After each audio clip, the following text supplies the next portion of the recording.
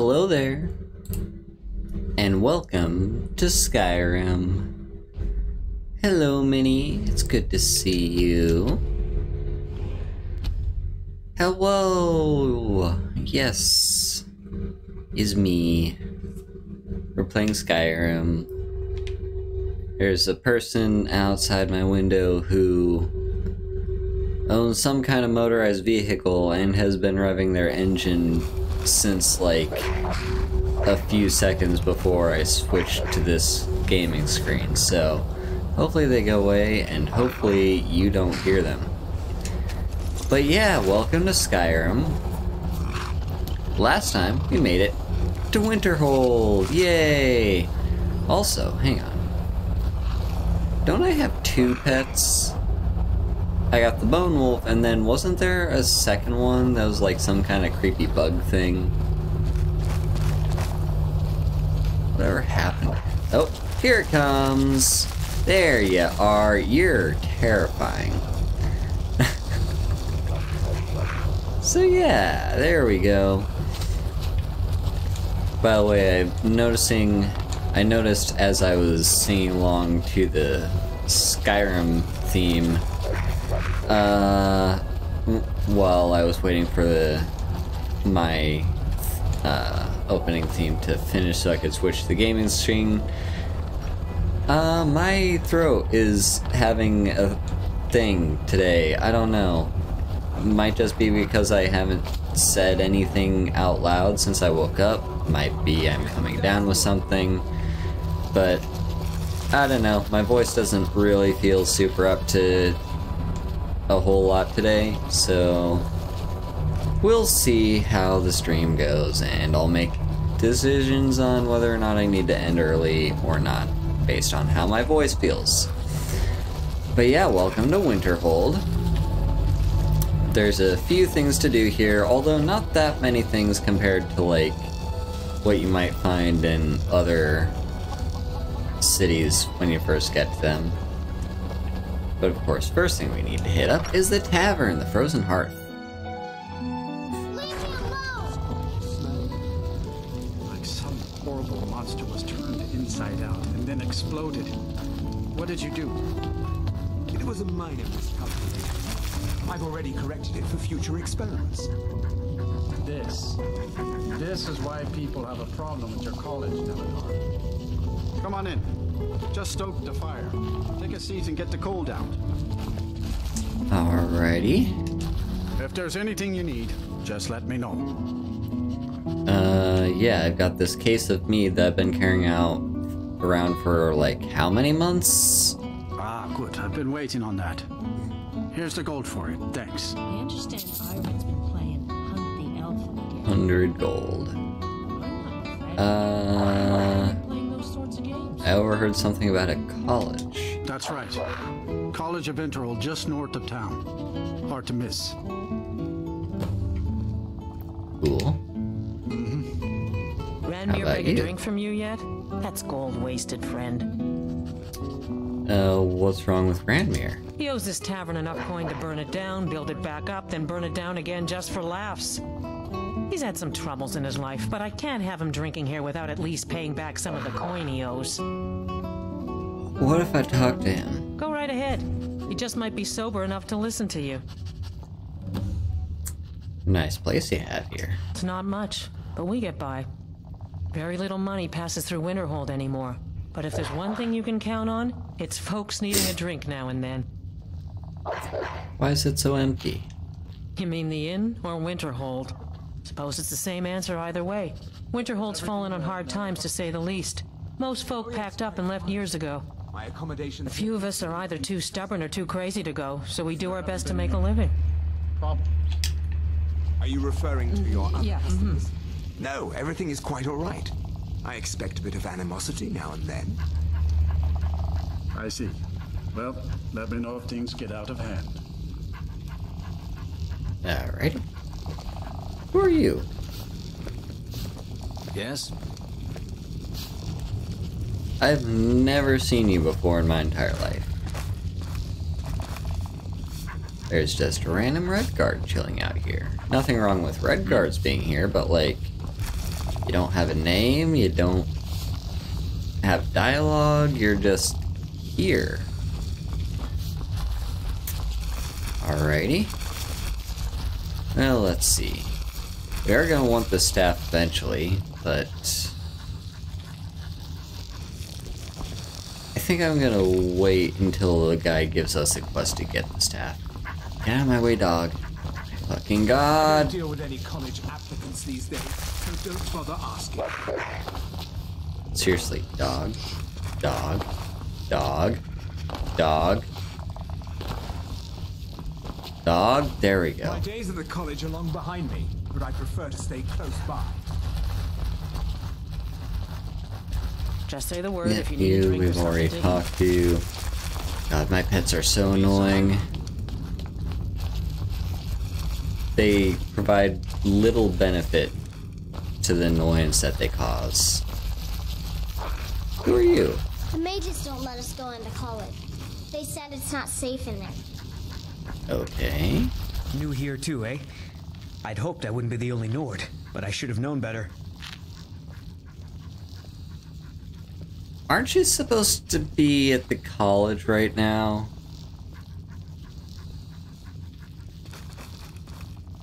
I'm fairly certain he's supposed to be up in the big hall in the college training. Winterhold may not look impressive, but it has a very rich history. I'm feeling very confused. Winterhold was once the capital of Skyrim, you know. Quite an honor. Who are you? All right then.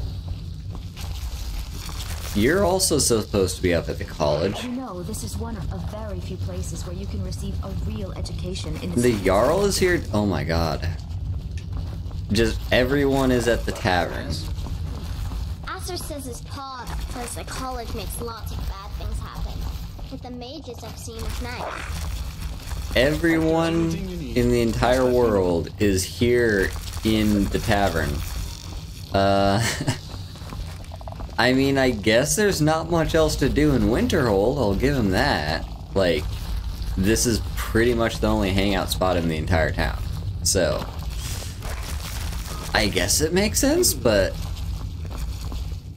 you're supposed to be learning. Mages don't let us go into college. They said I don't it's even not know safe. who you are. I think you're the Jarl's steward, maybe? I'd like nothing The Jarl more is than to see here. Winterhold. You're also supposed to be taking lessons. You're just some random dude that doesn't seem to have any motive or reason to exist at all. And then, of course, there's my gaggle of companions. If you've business with the college, you're welcome to stay here. It's where most of our business comes from, in fact.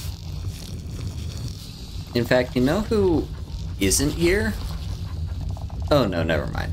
He is here. I was gonna say, you know who isn't here? The guy I'm supposed to be doing a quest for, but no, he actually is. Unless Hello, you're Ranmir. bringing me another round, you can just keep walking. You need to pay for all your drinks. Who are you to say what I should do? I'll pay her back when I'm ready. You owe her. You're right. What would my forefathers think if they knew I wasn't paying my debts? Tell Har and I'll bring her the gold I owe. Awesome. Yeah. Now, where's Heart? Here she is. Just say the word if you need. Thank you. He's not a bad man, just bad with his coins and his drink. My husband Dagger could tell you stories there. I have a couple of Ranmir's things that he traded to us back when he was still paying regularly. I say you've earned them. Got a Good day. bow and some armor. How come Hopefully you're in those sell Winterhold? well. My pa says people like you are the reason no one lives here anymore. Now here's a woman I'm glad to see. Let's talk to the Jarl, I guess. What's your business here in Winterhold? What's your business not being in your own palace?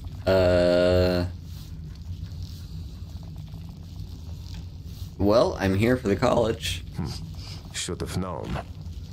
Not that it matters anymore. No one bothers coming to Winterhold for any other reason.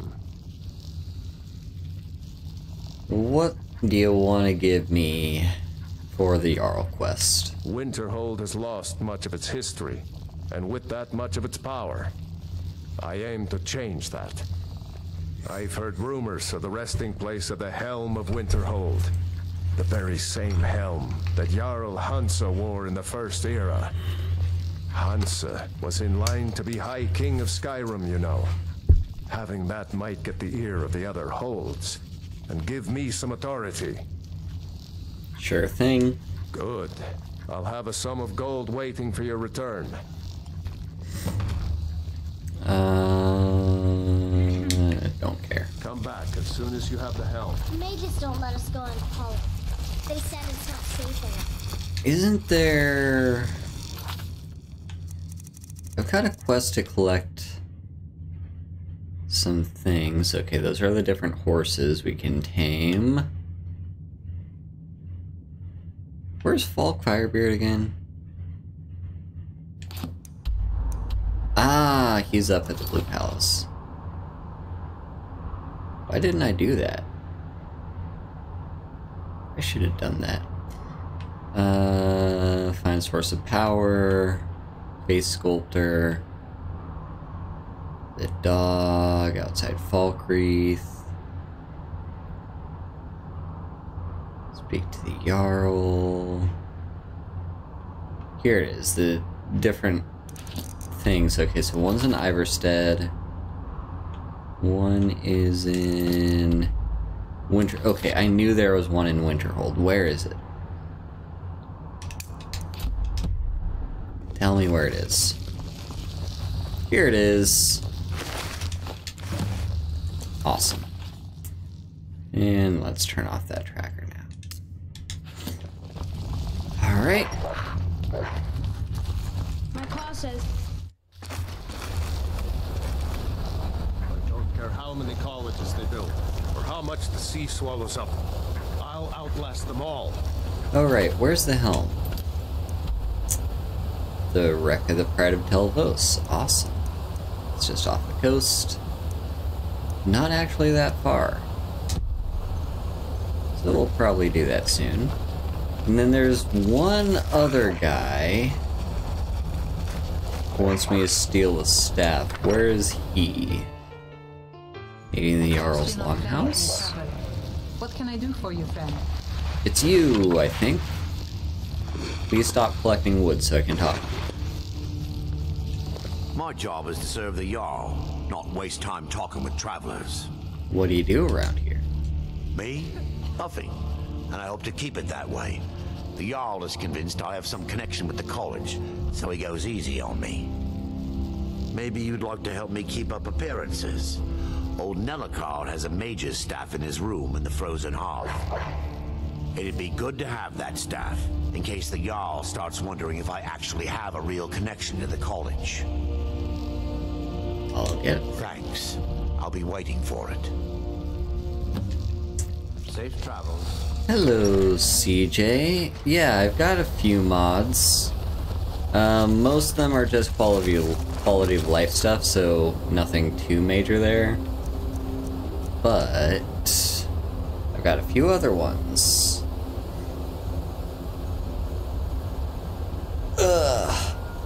And I'm also playing with the Anniversary Edition, so there's like a bunch of added content with that. So I got the unofficial patch. I've got pride capes, so you can craft any pride flags and wear them as capes. I'm currently wearing the trans flag. Same-sex AIO is just like, there's a few perks in the game that affect opposite sex that are supposed to be attraction-based perks, and this changes those so that they can be same-sex. The blue flower necklace is just supposed to be a for gay men, like MLM folks. I don't actually have the necklace on me in character, but I wanted to install the mod anyway just to support the author. Ice Penguin world map just makes my world map look a lot better, so I can actually see the roads now, finally. No NPC greetings reduces the the distance that NPCs have to be close to you before they say random lines of dialogue to you. Like, one of my biggest peeves with the game is when I'm trying to listen to some dialogue that's happening, and then a guard just walks up behind me and says, "Let me guess, someone stole your sweet roll." And then he completely talks over the entire dialogue that I was trying to listen to. So this makes it so, like, they have to be a lot closer before they actually do that. Fantasy soundtrack project. You might be hearing it a little bit in the background right now. That just adds a bunch of new songs to the game on top of the original soundtrack, so you still get to hear the OST. AI overhaul just changes AI behaviors a little bit. NPCs tend to do things that make a little bit more sense other than just hanging about the same exact place for like 12 hours a day. Of course, like, shop NPCs and those kinds will like still be in their shops, but like it gives NPCs a little bit more routine. You know, they'll visit like the tavern or whatever, so it does that kind of stuff. Lesbians just adds a few lesbian characters to the game, so it takes pre-existing characters, an example being Adrienne in Whiterun. Her husband gets turned into a girl with this mod. There's 5 characters that this happens to, and it basically is just like they're trans femme lesbians now. Cutting Room Floor adds a bunch of cut content to the game that Bethesda had pretty much close to completed, but they, for whatever reason, decided not to include it in the final game. So this just adds a lot of that in. Some of them are quests, some of them are just like random dialogue. Some of them are even locations, just a few things. The trans necklace is what my character currently has on her. It's a lore-friendly way of like representing trans people in the game. The mod author believes that Azura is actually a great patron deity for trans folks in the Elder Scrolls universe, because she is the goddess of twilight. That is the period between day and night, what you could also see as like the transition period. So hence she is a great patron deity for trans folks. Simply Gay Letters just adds a bunch of explicitly gay stuff, like just love letters. The mod author does note this is all headcanon. None of this is actually confirmed true, like according to the actual lore of the game, but it just adds some, you know, gay stuff. And then the Lavender Necklace is the women-loving women version of the Blue Flower Necklace. It's just for lesbians and sapphics to be lesbian and sapphic, and the necklace actually functions as an amulet of Mara that only female characters will respond to. So those are all the mods. Also here you can see the trans flag cape that I'm wearing. It does clip with everything, like my backpack and my tail, but I did specifically choose the version of the mod that lets tails be shown, because I'd rather have a tail clipping through the cape than have my tail just disappear. So, also, there was... Okay, we're gonna have to go back into the Frozen Hearth for 2 reasons. Sabrina, thank you for the sub. Hello. I'll sell just about anything. 5 months. Keep that in mind, will you? So, let's see. Okay, there's a letter right here. I wanted to see what this letter is. Seek Azura's boon. The world of Nirn is a story we tell together. We who live in it are not but stories too, but we are stories we tell ourselves. The first page is written without our consent, an accident of birth. But beyond that is the freedom of blank pages. Prophecies and destinies may come and go, but the only one who can decide what story you are going to be is you. Why, then, bind yourself to the shackles someone else wrote for you? Claim your true self and live free. Write your own story. Did you enter this world in a form displeasing to you? Were you dubbed with a name which is anathema to your soul? Is your heart misaligned with the place in the world which others decree should be yours? Change your fate. Change your place. Seek the boon of Azura, she of the ever-change, she of the twilight star. Let the sun set on the lies of the world and dawn on the true you. Come to Azura's shrine. Make your case for change. Shape your own shape your own story. Drink himself into a stupor. Well, that was definitely added with the trans necklace mod. This one, Azura's children amulet. Yeah. Enough. So that was definitely added with that mod. As long as he keeps paying us. Now, let me just steal the staff. I think Dana might disagree with you. It's not my place to get involved in their family's business. Remember? You're the one that told me to stay out. The mages don't let us go into college. They said it's not safe. And let's talk to you. I trust you're not planning any trouble. What can I do for you, friend?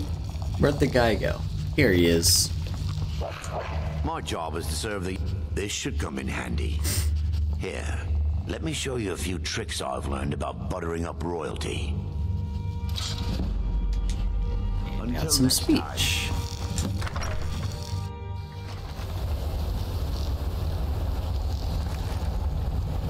Alright. Now, what else we got? So we talked to him. Isn't there... I swear there's a quest where you're supposed to talk to Ranveer and... or like... You're supposed to find what happened to his lover that just kind of disappeared on him, and that's the reason why he's drinking his sorrows away in the tavern. I'm like, that's definitely a thing, but where do you get the quest from? Do you have to talk to him for it?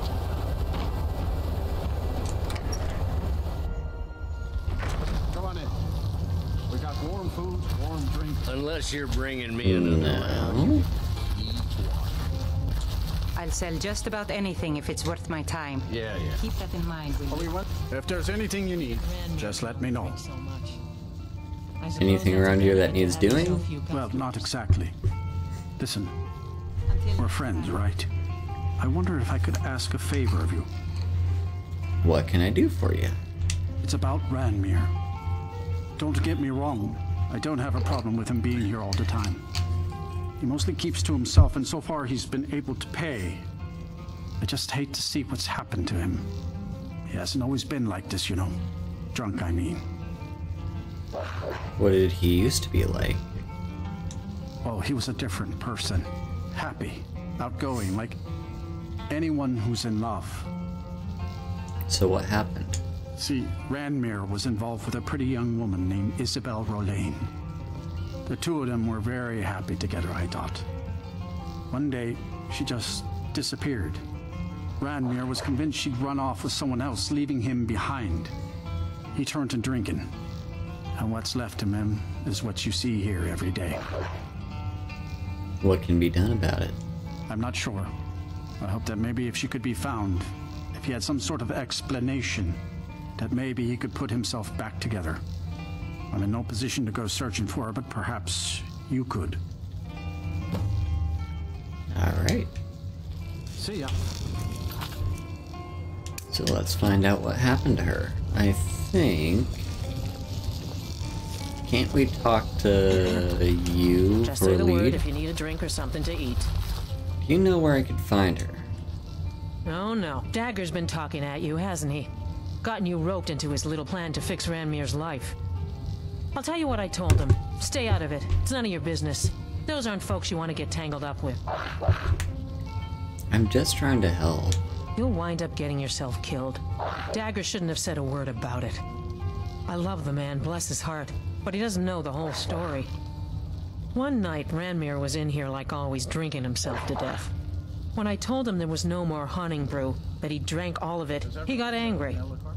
He ranted at me, how I didn't know what he's been through, how Isabel broke his heart when she ran off with some thief named Vex. He said he'd even gone to Riften to try and find the bastard. I think maybe he was hoping they'd just kill him, and that'd be the end of it. Dagger never heard any of this, and I chose to keep it to myself. I'm only telling you so you don't get into trouble. Riften and thieves means trouble. Just leave it alone. Is there anything else you can tell me? No, there isn't, and I suggest you leave it at that. I don't want to see anyone get hurt over this. Yeah, Skyrim's got pretty great in music. It's very nice and chill and relaxing. Honestly, I just love the inns. They feel so warm and cozy, and like, you know, they got the fireplace in the middle, they got all these, like, you know, it's very quaint. Very nice open space, but it's just super cozy. Anyway, let's see here. So yeah, we gotta talk to Vex to continue on with that story. There's a lot of stuff that's bringing me back down towards Riften, so we'll probably have to hit that place up again soon. But for now, let's continue on with Winterhold, because we just got here. So there's a few quests and stuff that we picked up, but I think what we want to be doing for now... Oh yeah, it's after 10 PM, so the store's not going to be open. I think what we want to be doing for now is just join the college.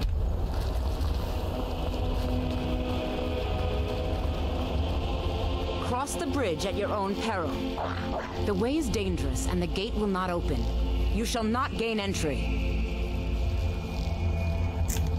Why are you out here? I am here to assist those seeking the wisdom of the college.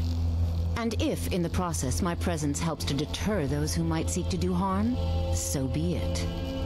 The more important question is, why are you here? Well, I want to join the college. Perhaps. But what is it you expect to find within? Good question. What do I want to find? I just want to see what it looks inside. I want to unravel mysteries. I want to bend the will of those around me. You know what? I just want to see what it looks inside. Huh. Humor is often in short supply here.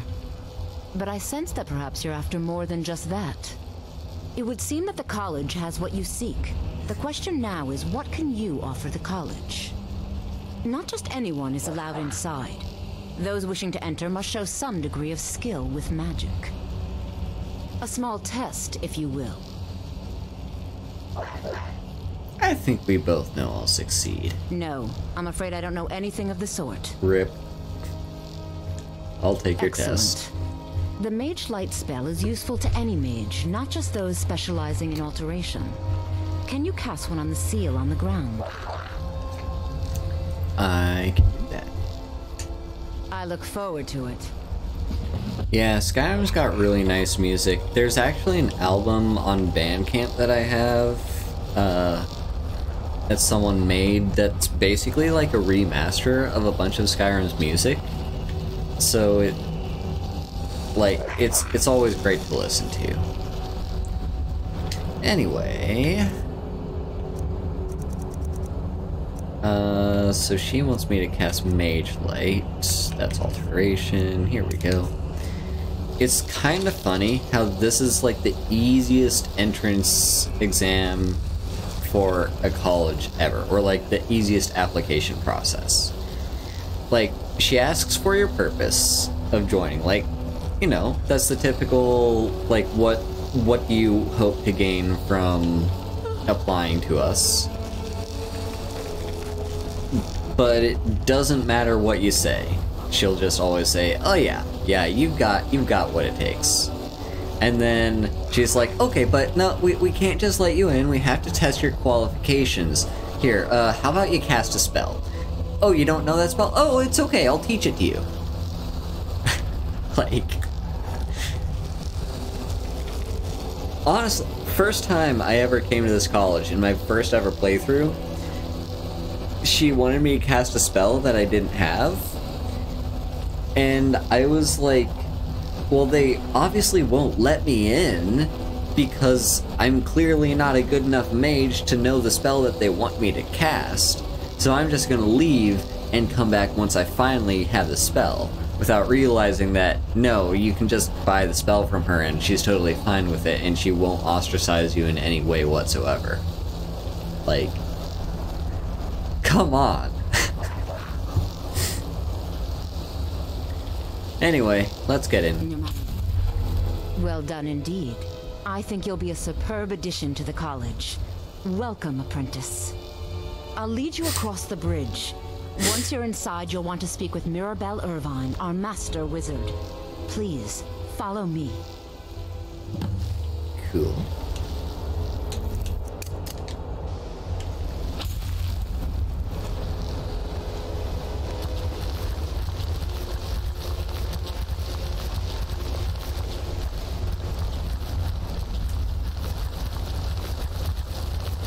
The college is so pretty.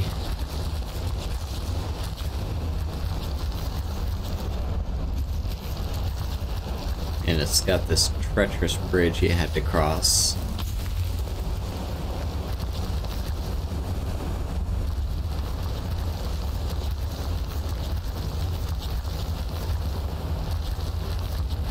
They don't have a railing here.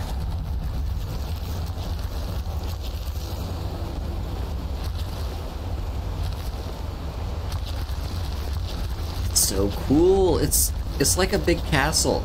Like, except it's not a castle, but it has those vibes, you know, just like a big stone, like not even a single building, it's like a huge structure of several buildings all interconnected. It's so fascinating. I love the college. So I gotta talk to Mirabelle. I believe I've made myself rather clear. Yes, of course. I'm simply trying to understand the reasoning behind the decision.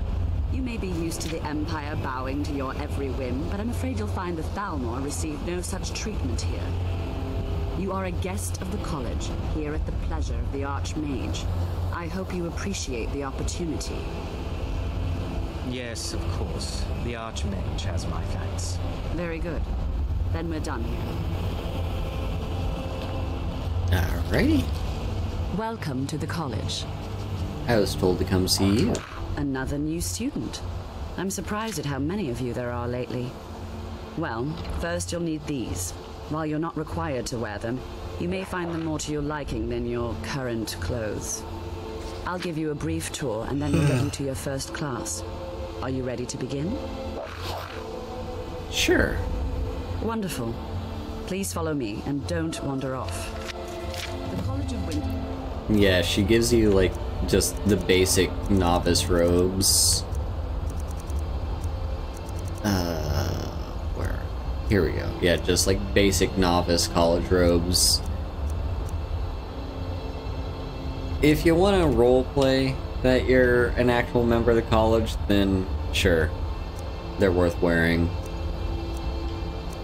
I mean, I guess also if you are just like a mage character that rushed your way over to the college, they'd probably be pretty good, but for the most part, they're not that great. Has been a fixture in Skyrim for thousands of years. The prominent feature here is the Hall of the Elements. It's our primary location for lectures, practice sessions, and general meetings. The Arcanium is located above the hall, and the Archmage's quarters above that. While technically in charge of the college, the Archmage's responsibilities often keep him occupied. Thus, I run the day-to-day operations. Now, if you'll please follow me, I'll show you the living quarters. Unfortunately, we've had to implement more stringent entry procedures due to some problems with the local Nords. We don't anticipate any real violence, but it never hurts to be prepared. Cool. Also, are you fine with my bone dog and my spider pet following me around? Because, like, I don't want to upset too many people.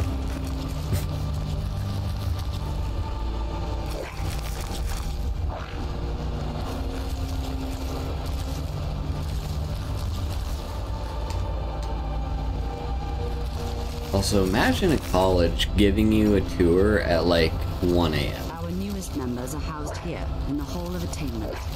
I'll ask that you please keep your voice down while inside, as others may be working on research or delicate experiments. Or they're down at the tavern drinking because there's nothing else to do here. It's also like 1 a.m. on... hang on. Okay, it's Monday. So... yeah, I guess they got schoolwork today. Don't want to be up drinking too long. Where'd she go? Mirabelle?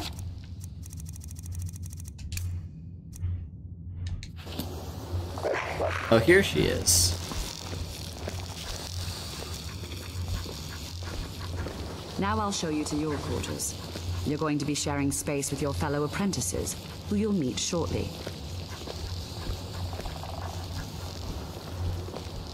This is where you'll be staying. This bed and desk are yours. Please try and be considerate of others. Now, let's go back to the Hall of the Elements, where most of the members gather for lectures and study sessions. Alright, yeah, they give you just like these quarters. That, you know, I mean, they got some money for you. And some free soul gems. After I finish showing you the grounds, ooh, that's a filled one. Yeah, filled soul gems, some gold. And yeah, this is just all yours. Now, I don't know for certain how the storage of this place acts.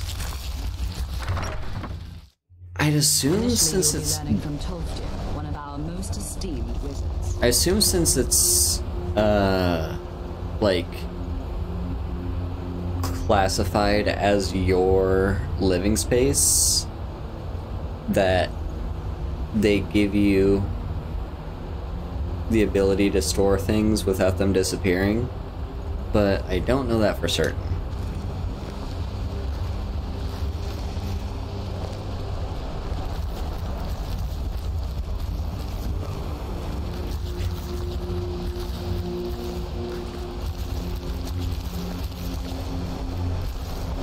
Isn't she gonna show me that other place?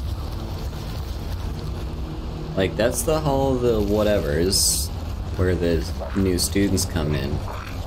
And that's the Hall of the Professors, but... Tolfdir is likely already addressing the new apprentices. Go on in, and if you have any problems, let one of our senior members know. Are you not gonna just show me where I can talk to any of the professors if I'm interested? Oh well. Let's head into the Hall of the Elements.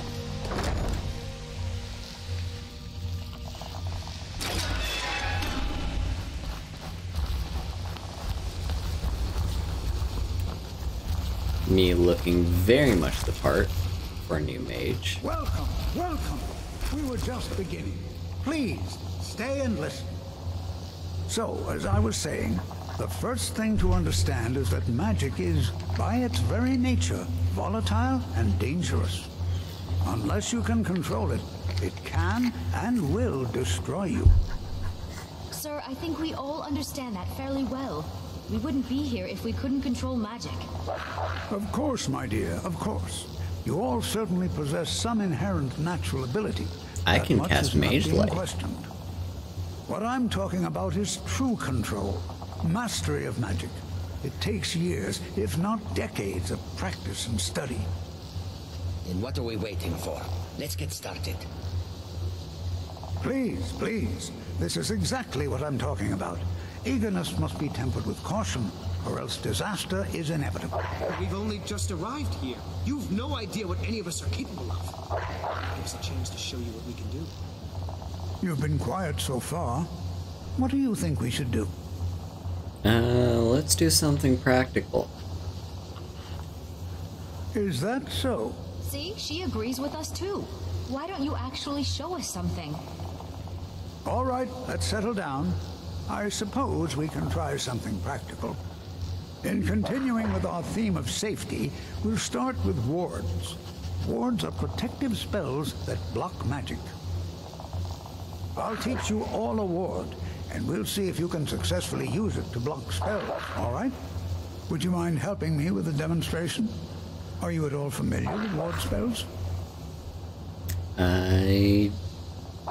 Yeah, I have a ward, but I've never really used it. That's what this lesson is for. Perfect time to try it out. Now, if you'll just stand right over there, I'll cast a spell at you, and you block it with the ward. Here we go. Over there, please, just opposite me. Wouldn't want anyone else in the way. Alright, let's find a ward spell. Lesser ward, perfect.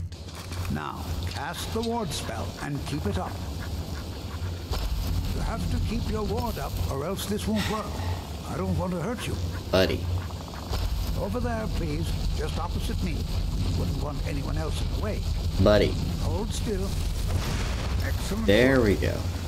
Yeah, that quest is a little bit buggy. Well, I think this is an excellent start. I'd like you all to continue practicing with wards, please. I think perhaps we're ready to begin exploring some of the various applications of magic throughout history.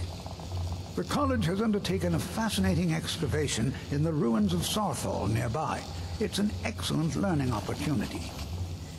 I suggest we meet there in a few hours and see what awaits us inside.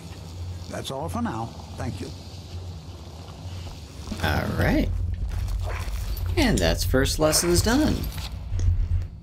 1 second here.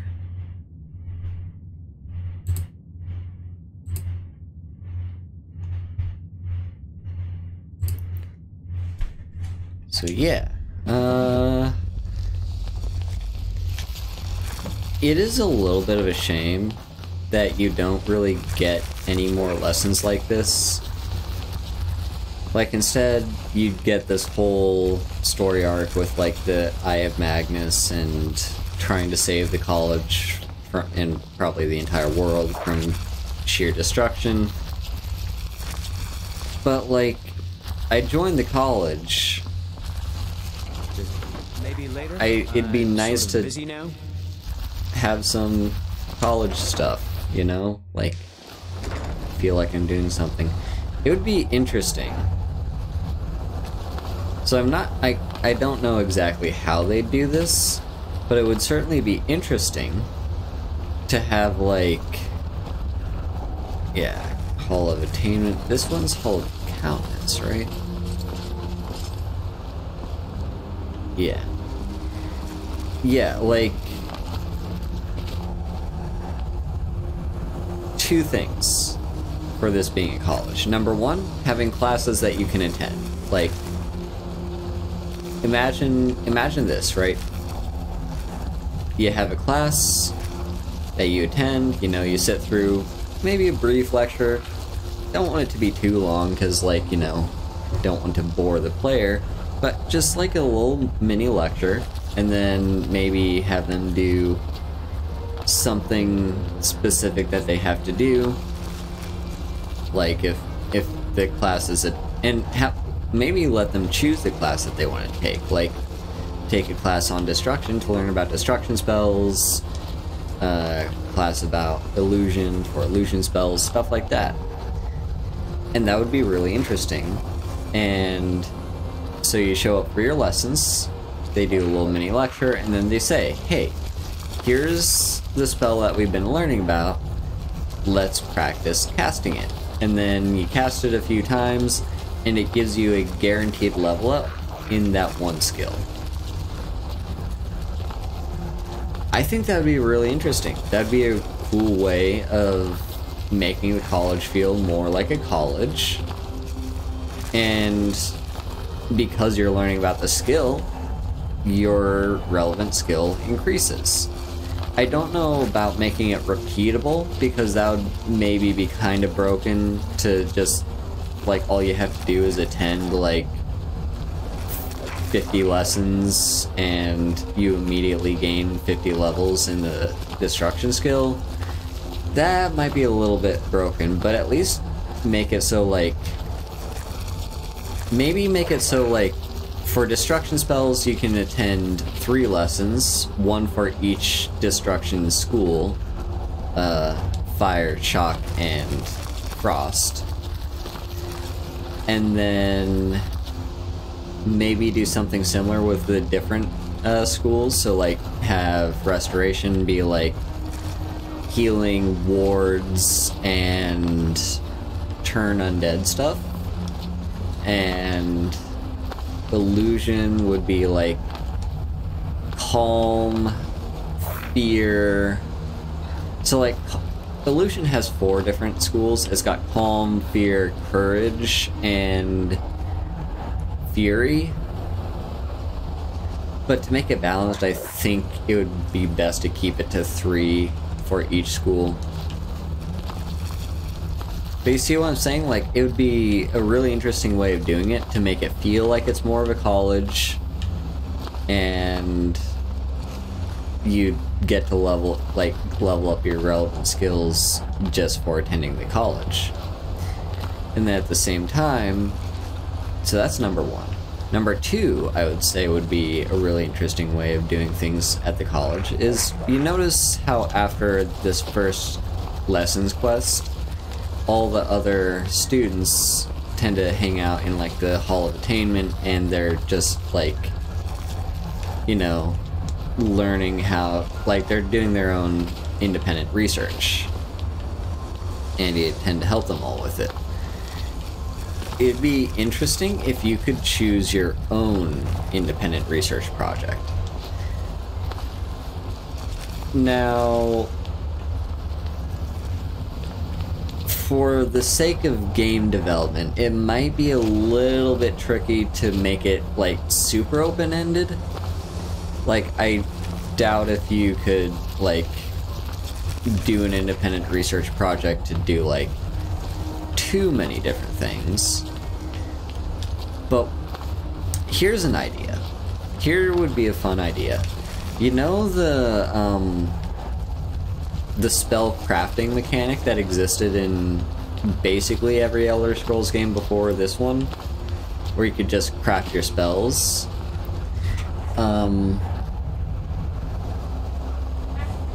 Like, I think that would be really an interesting way of doing it.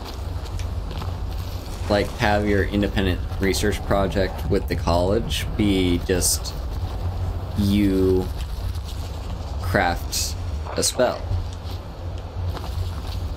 Like, maybe make it so you can only do it one time, but then that spell is with you forever, and it does whatever you told it to do.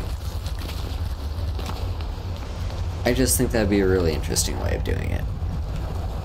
But unfortunately, for the college, you don't really feel like a college. You're just kinda doing this whole thing. Like, there's some research stuff, like, oh, you have to research the Eye of Magnus, and you have to do all these other things. But generally speaking, it feels like they could do better, probably. Anyway, enough of me rambling about how I feel about the College of Winterhold. Let's move on to all this other stuff.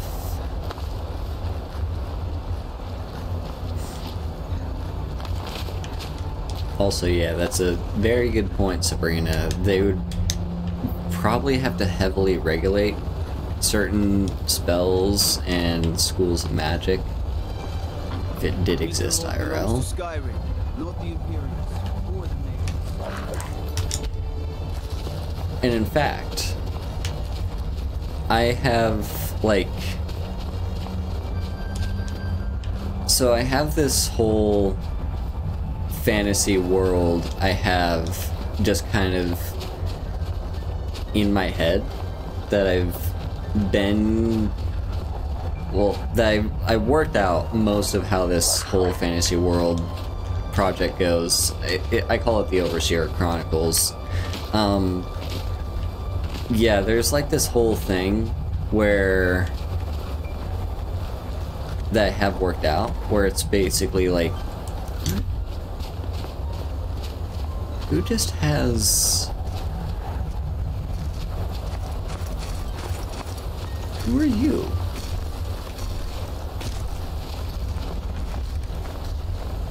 The companions?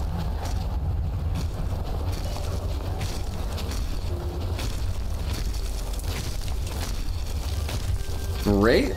College is a bit of an oddity in Skyrim. Magic isn't something that's... She just has a frost astronaut. I mean, cool. But yeah, so with this world, it's basically like, hello Ian. It's basically like there's this whole thing where different people, well, basically, like, the summary is there's this world very similar to, like, I'd be lying if I said it wasn't based on Elder Scrolls, because it is very heavily influenced by it. And thank you for the hydrate.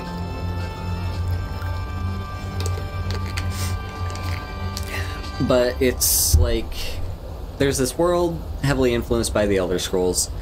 Basically, they used to use the old magic, which is a power that everyone has access to that's drawn by the old gods. And the old gods are directly connected to the land itself. And then these new gods show up one day, and people start worshipping the new gods, and the new gods grant them the boon to use this new type of magic. And it functions very differently from the old magic did. And this new magic is called auras. Basically, every person is granted an aura. Think of it like the 5 schools of magic in Skyrim, or maybe the 5 colors of magic in Magic the Gathering. But people get different auras, and different auras are specialized to a certain type of magic. So the old magic, you can basically manipulate everything and anything that the old magic allows. It doesn't, like, there is no specific school for old magic. But the new magics are designated into different auras. And one of the schools is a little bit more dangerous for people than the other schools, and that school is Auramancy. It is the ability to manipulate oneself or another person's aura. And there are some very dangerous things you can do with it. So, down the line, as time goes on, this school of magic, Auramancy, is completely outlawed. Like, no one is allowed to use it, and anyone who is an Auramancer, like, at birth, because you do get assigned these schools at birth, anyone who's assigned Auramancy at birth is immediately branded, like, to be put on a watch list. Like, they're not necessarily immediately criminals as soon as they're born, but they are put on a watch list. And if anyone does use Auramancy, they get into trouble for it. Now, later down the line, they eventually work out a way, because a lot of people that were just born into Auramancy feel very oppressed, because they're basically like, everyone else gets to use their gift at birth, but we don't. Like, what the fuck is that about? So eventually they petition and they work out a deal where basically they're now legally allowed to use Oromancy, but only if they get legally sanctioned to do so. Like, you have to basically think of it as like a gun owner's license in the US. They basically have to go through a similar process, basically, to prove that they can be trusted with Oromancy and can use it in a trustworthy way. And as it happens, many Oromancers also end up getting recruited by the government because the government wants to use this type of powerful magic that not necessarily every person in the government is going to have access to. So they want to recruit as many Oromancers as possible. And it becomes this whole complicated thing where it's kind of similar to like a bit of a police state situation going on, where they're basically recruiting Oromancers to be police officers. I think it's a pretty fascinating thing, and it's a shame that I cannot be trusted to write a book because I will never get around to finishing it. Because I think it'd be a very interesting story. So yeah. Anyway, Wolf Deer, we're here. And queer. Here we all are. Shall we step inside? First.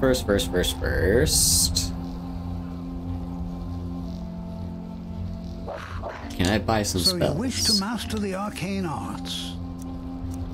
Because presumably you've got better spells for me. Like Detect Dead. I don't really need Detect Dead, but that's a really cool thing that I could get if I wanted. Same with Detect Life. But here it is. Ebony Flesh.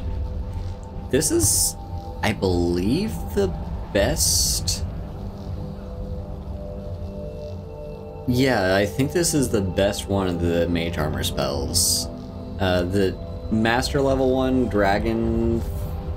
It's not dragon flesh, it's like dragon scale something or other. Basically, that one doesn't really count as these because it requires 2 hands to cast, and it doesn't grant you an armor rating bonus. It instead grants you a flat damage resistance and magic resistance, which is very cool and very good, but yeah, the downside being, like, it takes a while to cast, and I don't think it lasts super long. Meanwhile, Ebony Flesh just increases your armor rating by 100 points. That's very good. Don't need Iron Flesh since we've already got Ebony Flesh. Oh, Paralysis Rune. Paralyze is really, really good.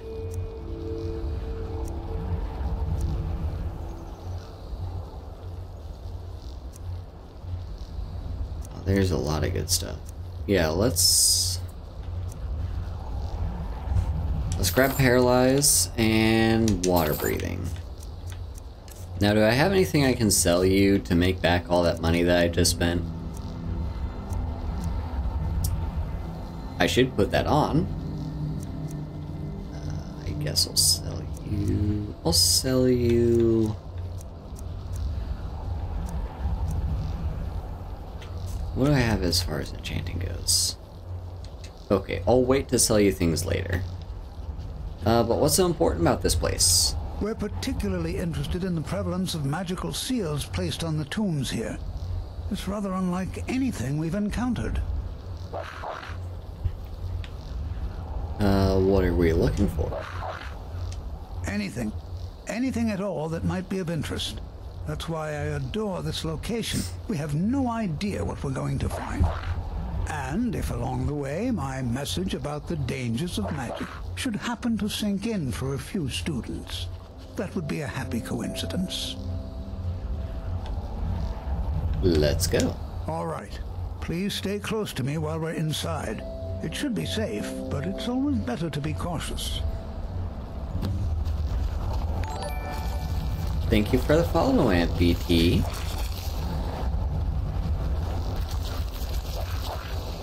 You gonna go inside, buddy? There he goes.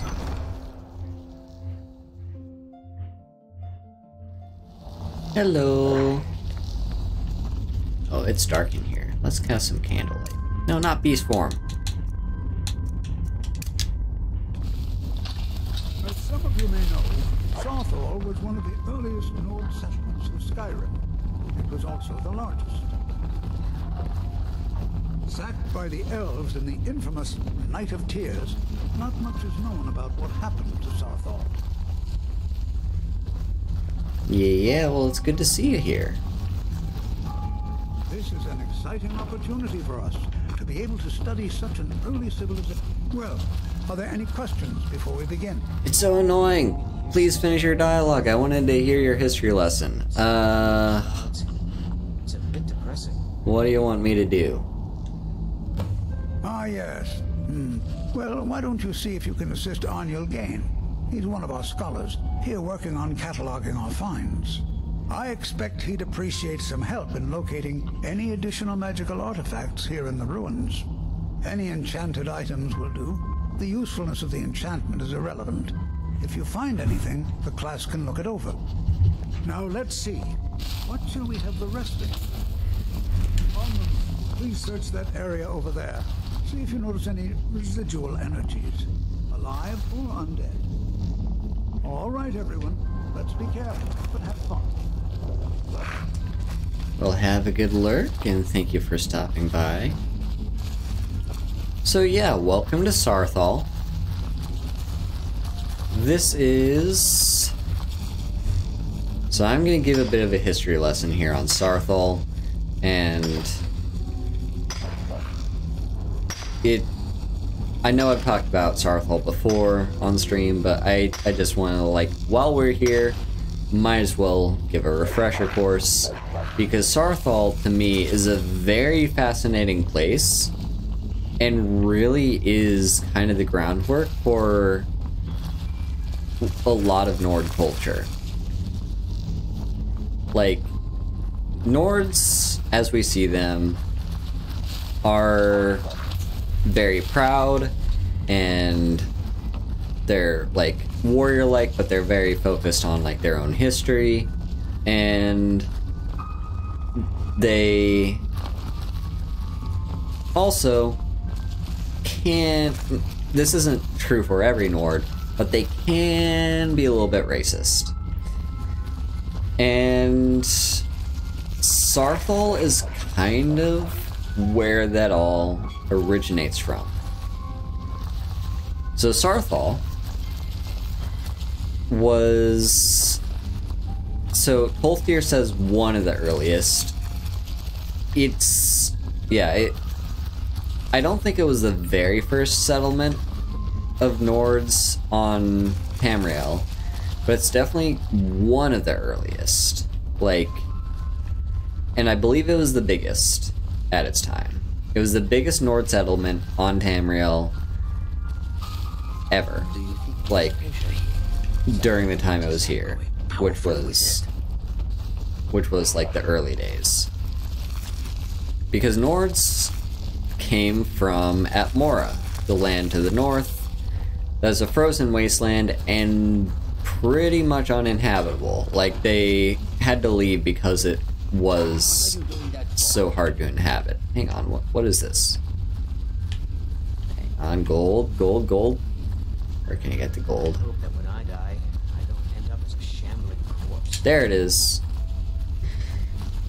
So, yeah, Nords came from Atmora and needed to settle a place, so they settled here in Sarthal, which is, you know, a nice little cave that they turned into an ancient Nordic settlement, and it's nice and sheltered from the outside. Do you think this So, you know, they found this nice little cave. And this, yeah, it was one of the biggest Nord settlements of its time. And yeah, you can also see just based on its geographic location, Sarthal is in the frozen north, meaning it wasn't really that far off from where they landed on the northern coast from the Sea of Ghosts when they were immigrating from Atmora.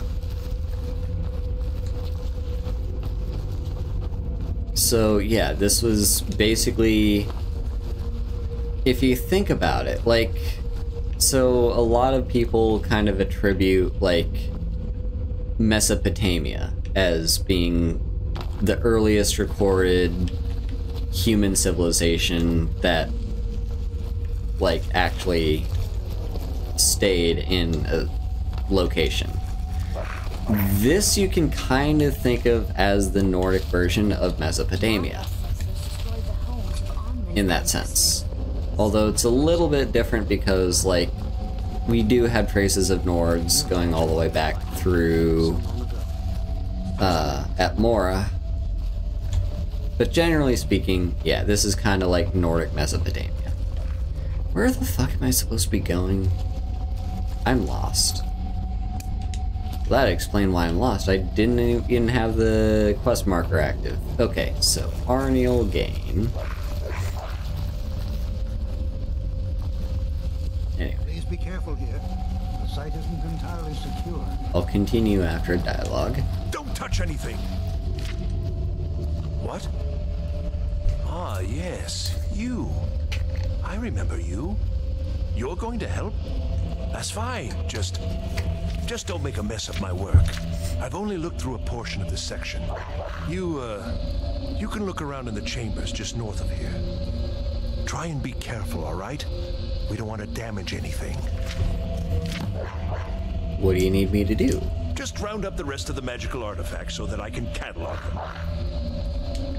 Alright. Please be careful. The site isn't entirely secure. And yeah, I'm just gonna pick up all these.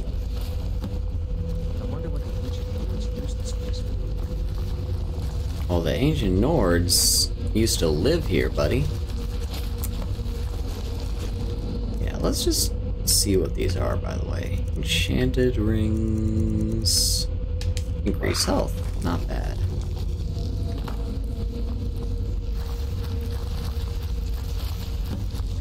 Now we can just straight up give these to him, but there is zero benefit in doing so. Like, I don't think he pays you for them. He doesn't give you, like, any, like, disposition is a thing that exists silently in the background of this game. It's not as, like, straightforward as it was in Oblivion, where there was, like, a number that you could see. Hello, Kratos. There wasn't, like, a number that you could actually see for what someone's disposition was to you, but it is still a thing. It still affects how likely you are to pass speech checks with certain people. So, like, that's basically the only thing that happens if you give him the rings, is I think it increases his disposition towards you, but that means basically nothing. So it's much better to just keep the rings and sell them. Like, or disenchant them, or use them. Giving them to Arniel is really only for role-playing, if you feel like helping the college. But you could pretend your character has ADHD and got distracted by picking up the Sarthal amulet and starting this whole thing and completely forgot you're supposed to turn these into Arniel. But anyway, let's continue. Take the Sarthal amulet. Oh no, I'm trapped. Whatever will I do? Is everything all right? I'm trapped in here. How in the world did that happen? I pulled an amulet off the wall. Really? Perhaps the amulet is important somehow. Is there some way you can use it? True, Minra. Very true. Well, the Dragonborn actually has ADHD. It's lore friendly that the Dragonborn would have ADHD. Hang on. I need to put on the Sarthal amulet. There we go.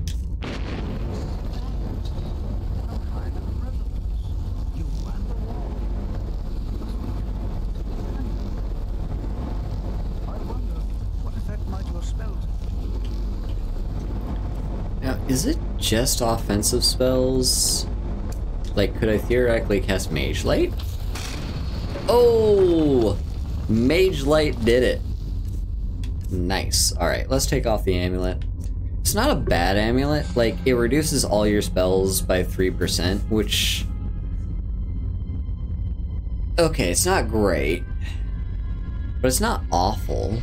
And it does kind of like, it stacks with all your other stuff that reduces spell cost. So if you're playing like a heavy mage character that plays with a bunch of different schools of magicka, this isn't a terrible amulet to have, but I feel like,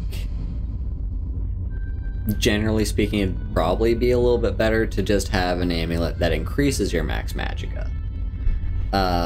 Or improves your magicka regen, because in both those cases, like typically, if you increase your max magicka by enough, you're going to end the fight before you run out of magicka. But it's still not a bad amulet, and if you want to reduce your spell cost as much as possible, then yes, use this one. But let's see here. What was my main thing I have equipped? There we go. Gold diamond necklace, increase heavy armor. Oh, stupid beast form. I hate that being there. So,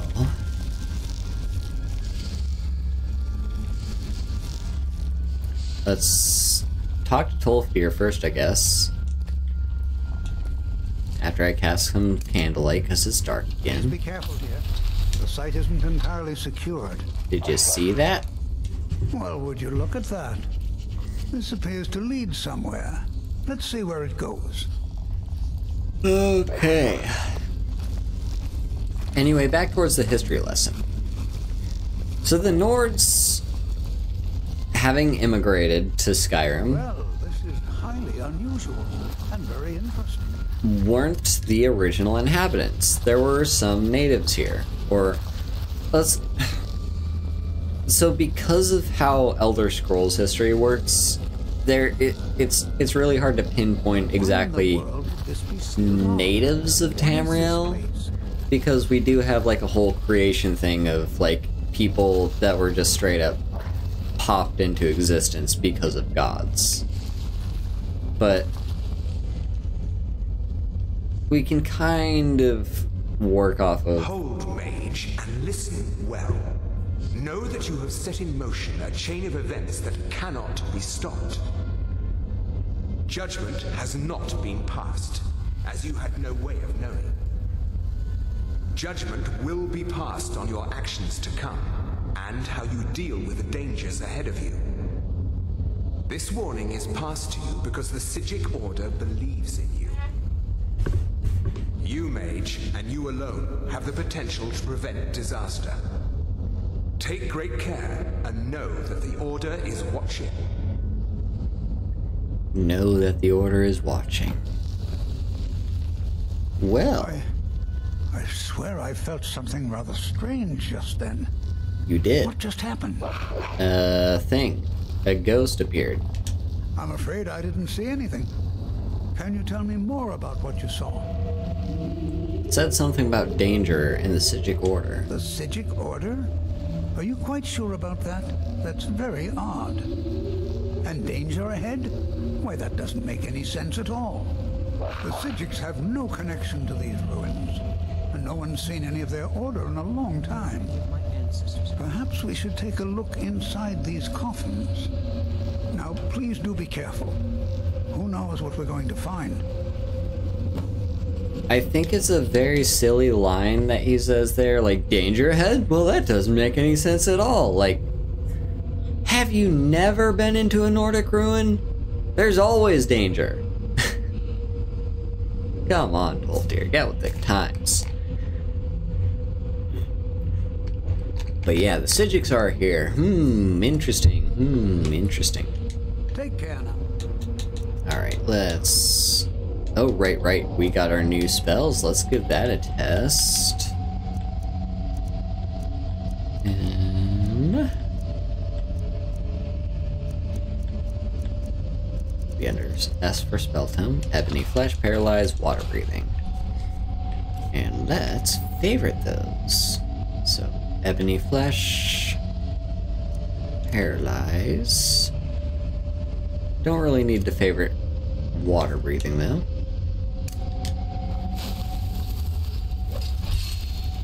Alright, there's ebony flesh on us now. What's our current armor rating, just out of curiosity? 879.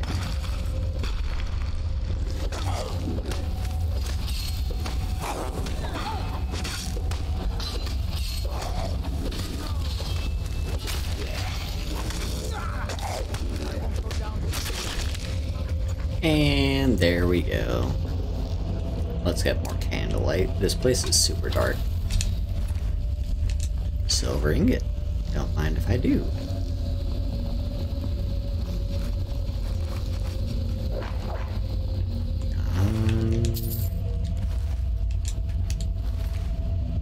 Hang on, wait. Did I ever get Soul Trap? I didn't. But I think I will. Fascinating. Hello? What's the Psijic Order? They were a group of mages with a history that predates the Empire. Very powerful, very secretive. No one's seen them in well over 100 years. They vanished, along with their sanctuary on the Isle of Artaeum.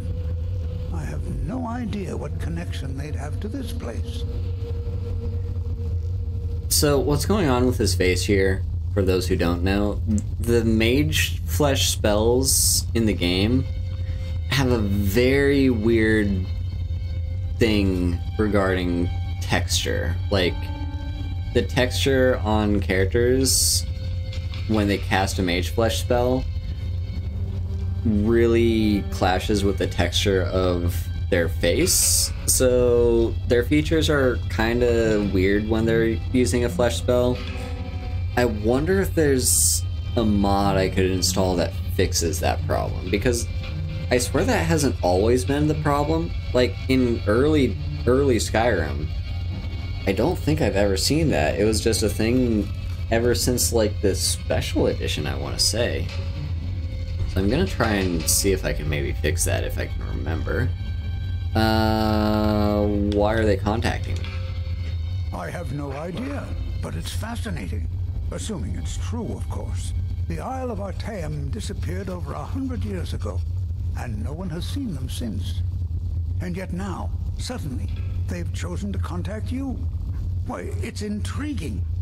If nothing else, I'd take it as a compliment. The Psijics have only ever dealt with those they feel worthy. Cool. All right then. Be prepared to defend yourself. Anyway, back to the history lesson while we take on these ancient Draugr. Yeah, so for the sake of simplifying it, I'm just going to say that the snow elves that lived here before were in fact natives. So we have these Nord colonizers, though it's hard to, like, I don't think they came with the intent of colonization. They were just coming with the intent of survival. Like, their homeland at Mora was becoming unlivable, so they needed some place to go, and, well, that's what Skyrim is. A place for them to go and live. And they lived fairly peacefully with the snow elves that existed here before them. You know, oh shit, I didn't mean to take that. Yeah, they lived fairly peacefully, you know. They didn't really bother each other too much. They, in fact, had, like, peaceful relations. Not just, like, live and let live, but straight up, like, actually talking and interacting and sometimes trading. Also, if I am wrong... I've never seen anything like this in Nordic ruins before. If I am wrong with any of these statements, by the way, this is all purely from memory, so... I'd like to stay a while and examine this. You, however, should press on. See if you can find whatever this vision of yours mentioned. But if it is truly dangerous, be careful. Go on ahead. I'll be sure and catch up with you. Alright, so he's gonna stay behind while we continue forward.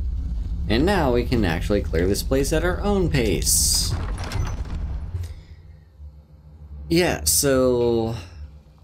the Nords lived relatively peacefully with the Snow Elves. There wasn't any violence or any hostility, really. They just kind of coexisted just fine. You know, the Nords in their settlement of Sarthal, and the Snow Elves just kind of vibing. And then the Night of Tears happened. So the Night of Tears...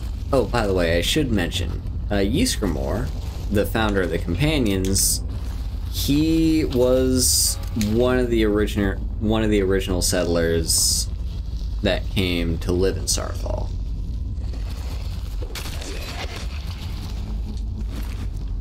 So Ysgramor was here. And then the Night of Tears happened. So what was the Night of Tears? Well, no one's entirely certain what caused the Night of Tears, but there's a lot of theories, and most of those theories do have some pretty solid standing behind them. But generally speaking, yeah, the Night of Tears was the thing that happened. And basically, what it was is one night, completely unexpected, the Snow Elves invaded Sarthal and massacred the people that lived here. And, well, we're going to find that the Eye of Magnus is here. The Eye of Magnus, as far as we know, had already been in this settlement during the Night of Tears. So the Eye of Magnus just already kind of pre-existed. The Snow Elves came, and like one of the main theories is that the Eye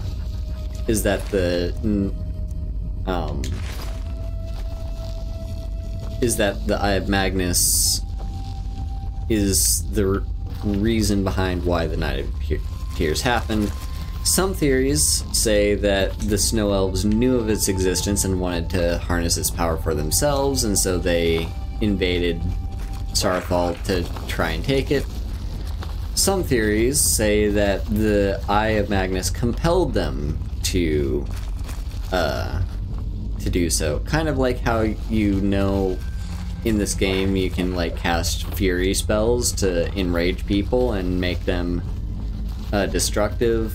Or on the other hand, there's like, you know, some spells where you can just kind of like put someone under your influence and they will do whatever you want. So, like, the Eye of Magnus is a great source of magical power. We don't know 100% of, like, what the extent of its power is, but we know that it's powerful. So the Snow Elves were kind of drawn to it. And either way, whether or not they had control over their own actions, they slaughtered most of the Nords here. There were a couple of survivors, or maybe one survivor, it's kind of hard to say, but We know for a fact who one of the survivors was, and that was Ysgramor, the founder of the Companions, who hadn't yet founded the Companions, by the way. He was just here, vibing, and existing, and then one night he just wakes up and all his kinsmen are being slain by these elves that are invading, who they previously thought were friendly. So he survives the encounter, obviously very traumatized, and also looking for vengeance, because, well, he lost all his kinsmen to people he thought were supposed to be friendly. So what does he do in retaliation?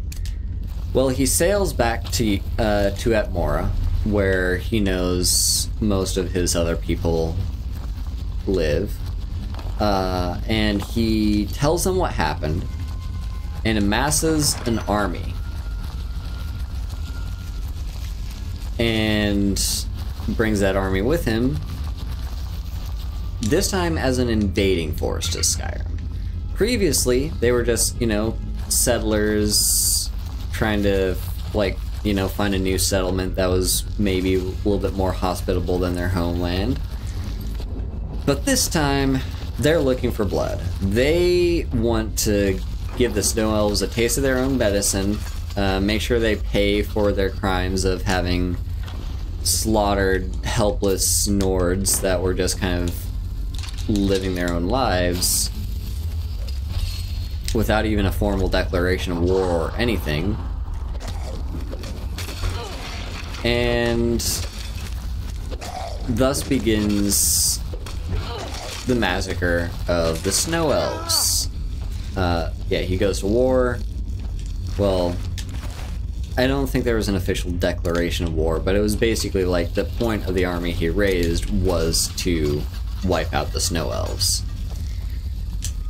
And the Snow Elves, again, it's really hard to say whether or not they were, like, accountable for their own actions when they committed the Night of Tears, because it seemed like some people will say, hey, you know, the Snow Elves did it, they should 100% be held accountable for what they did. I think it's a little bit dubious to say that, because the fact is, like, it would make sense if, you know, they were, like, quietly plotting in the background and, like, deciding that they were going to eventually do this one day. But because they were friendly up until then, like, the first sign of unfriendliness from the Snow Elves was the Night of Tears. I'm not so sure I'd be so quick to suddenly declare the Snow Elves as, like, the villains in the story. I don't know if they should, like, I don't know if they're actually accountable for that action. But that's a matter of debate. The point being, historically speaking, that's what the Nords thought, is that the Snow Elves deserved what they got, and, you know, committing the Night of Tears was an atrocity against humanity, and they should be completely wiped off the face of the map, and just, like, straight up, no more Snow Elves. Like, completely remove an entire race from existence. And that's kind of where they were headed with Ysgramor's lead against the Snow Elves. And the Snow Elves, of course, seeing the danger and wanting to preserve themselves because they were being threatened with extinction, turned to one of the other inhabitants of Skyrim, because the Snow Elves weren't the only group that inhabited Skyrim at this time. There was also the dwarves, the Dwemer.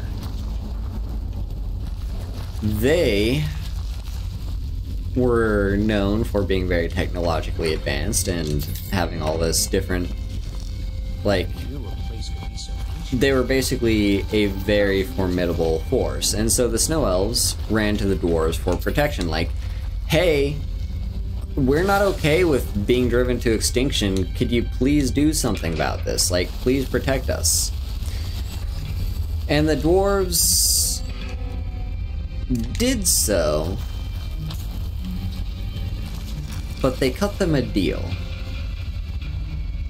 The deal basically was, the gist of the deal was, okay, we will let you... Oh wait, no, I think we want to move this one first, right? Yes, okay, so snake. The gist of the deal was, we will let you be saved under our protection as long as you become our slaves.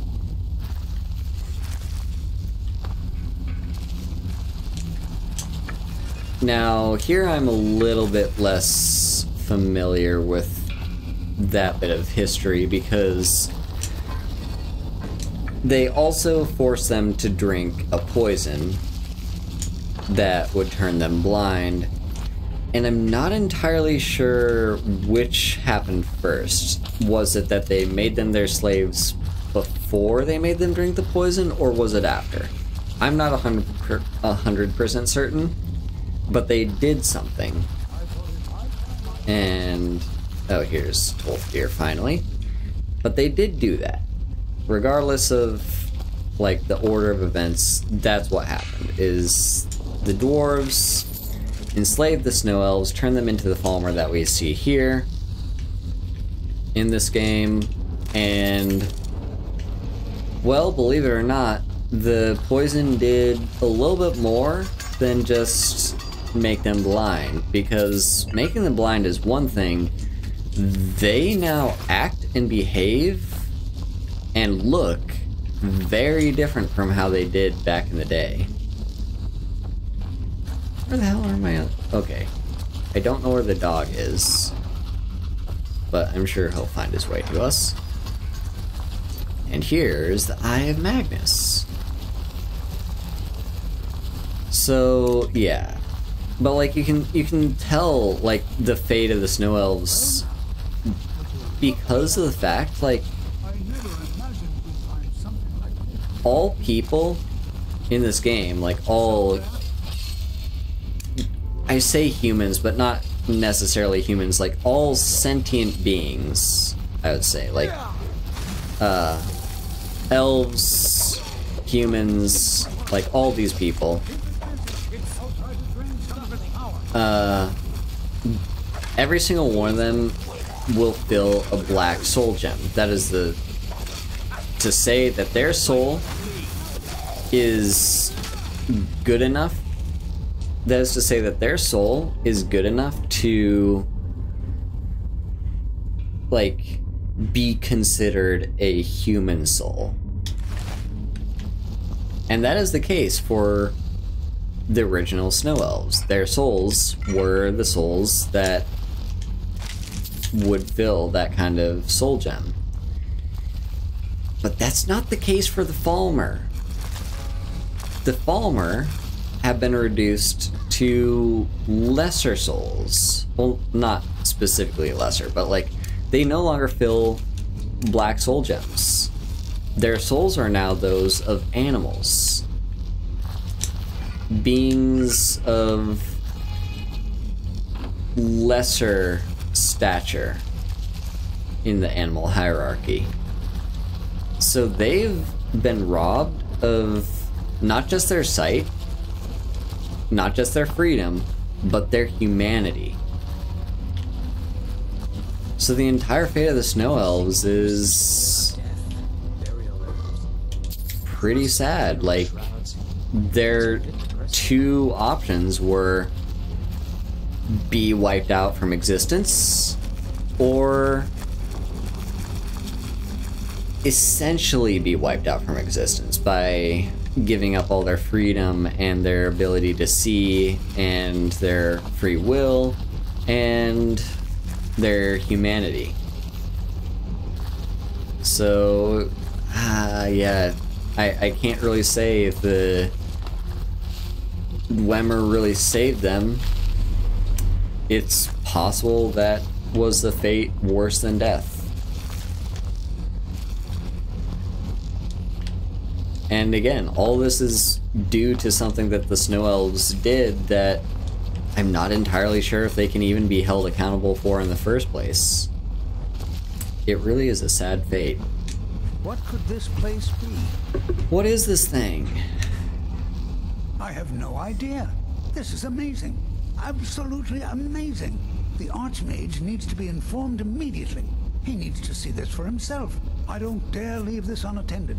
Can you return to the college and inform Savos Aran of this discovery? Please, hurry. Alright. So, yeah.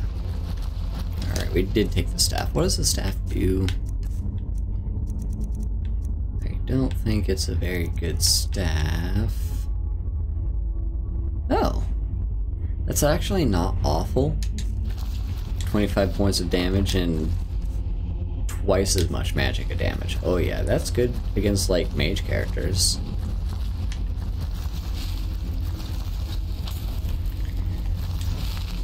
Alrighty, let's leave, I guess.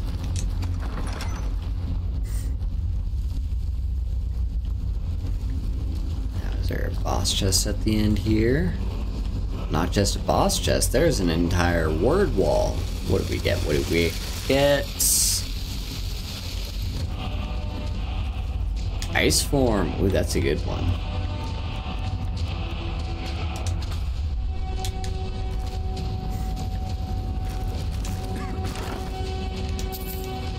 So, yeah. Ooh, Amulet of Debella. Ah, yeah, that's one double. One more than one copy of.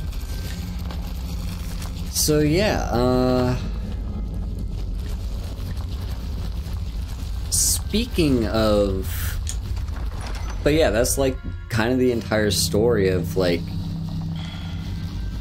what happened to the Nords, why are they so like they're so warlike, they're so focused on their own history, they're so they have a bit of a hatred towards elves, and this is why it all started here in Starfall.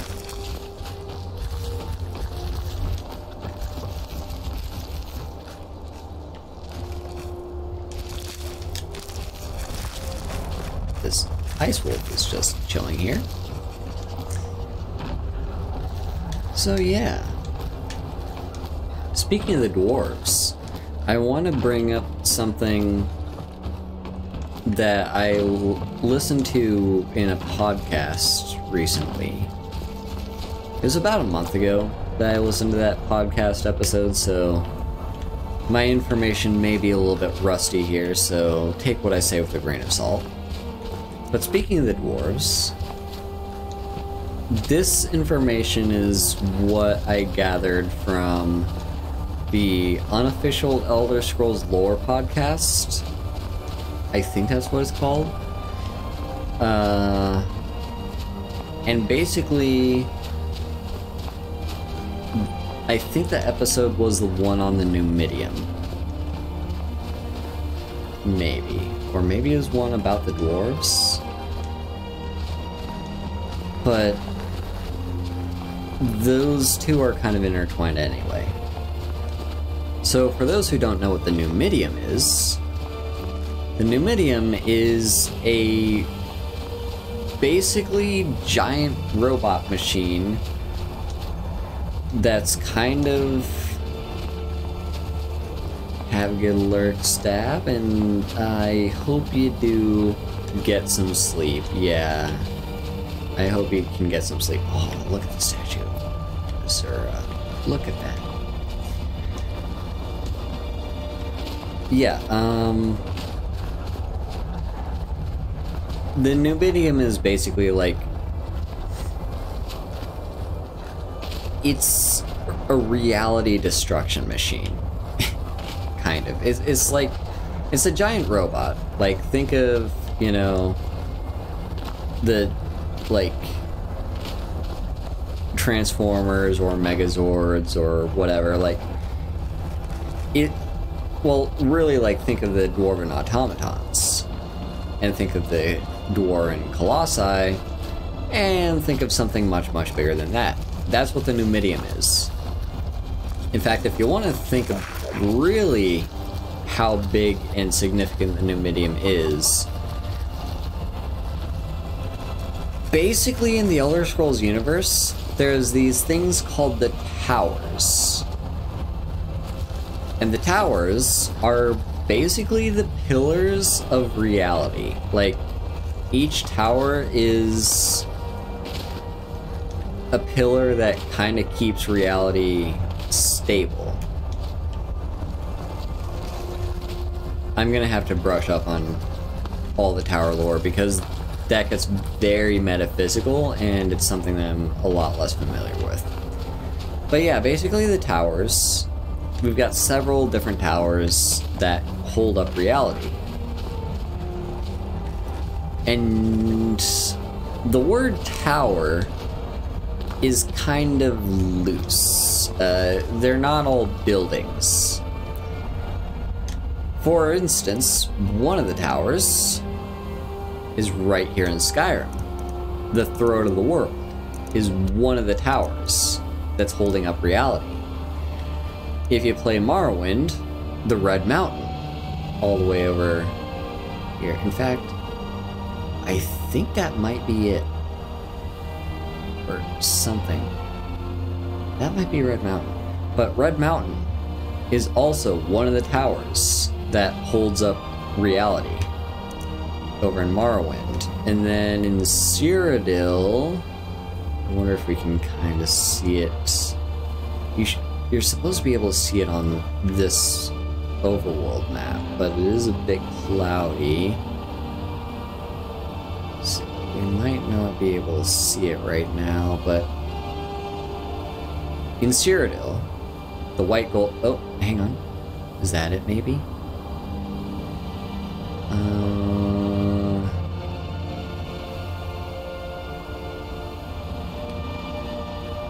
I'm not sure. It's kind of around here. But the White Gold Tower is also one of the towers that holds up reality. There's another tower over in... all the way over here in Daggerfall.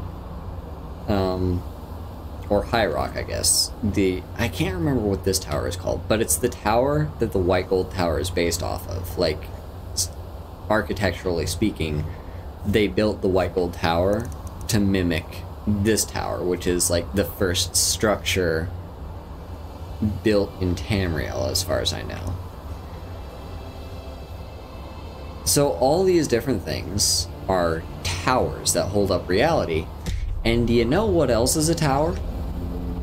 The Numidium, the dwarven mega machine that's supposed to warp and destroy reality. If you want to know what I mean by it warps and destroys reality, every time the Numidium is activated, a dragon break occurs.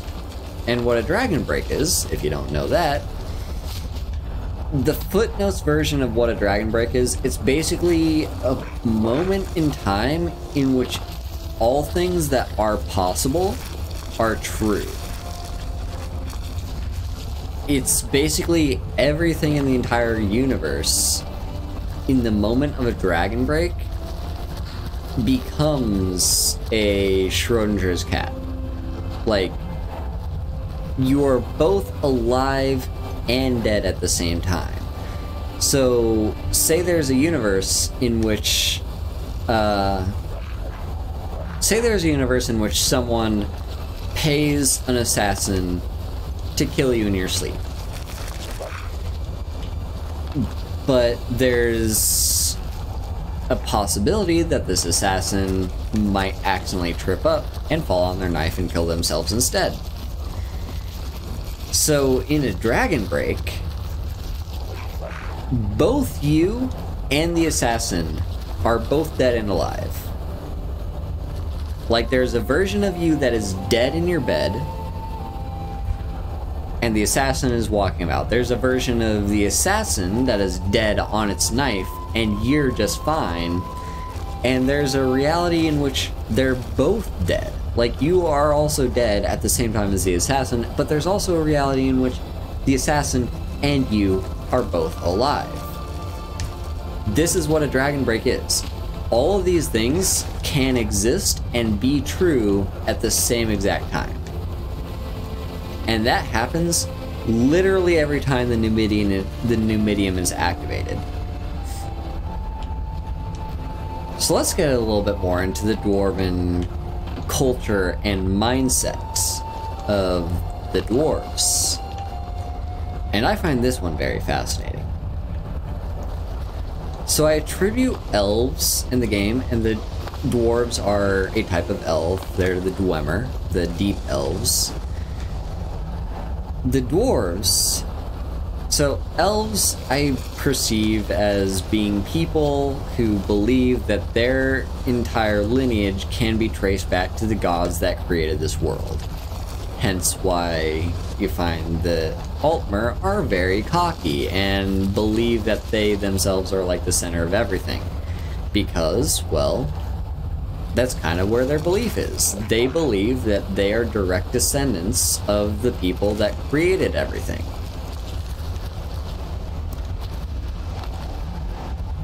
But the dwarves are a little bit different. They are in fact atheists. They don't believe in the gods, or didn't, because they don't really exist anymore. They didn't believe in the gods. In spite of a lot of the lore of the universe pointing to them being direct descendants of the gods, they don't believe in the gods.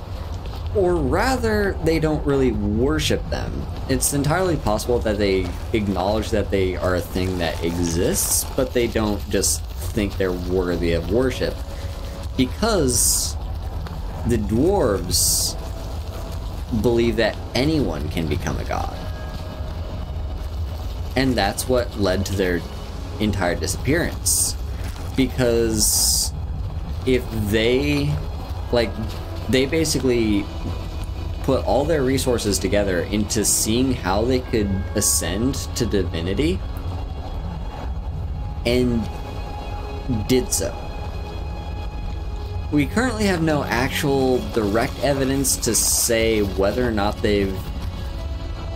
Well, no, here's another thing. Let me add one more addendum to what I said. I said they were atheists. They're actually nihilists. Like, they believe that nothing is where everything comes from, and therefore nothing is what everything will return to. Like, there's no reason to believe in an afterlife, or, like, they're like, all of reality is just an illusion. The only true thing you can actually believe in is nothing. And so the dwarves wanted to return to this nothingness, and the way to do so is for them to become a singularity. So have all of Nords, not all Nords, all dwarves just become a single entity and poof off into existence. And that's what they did. They achieved their nihilistic dreams of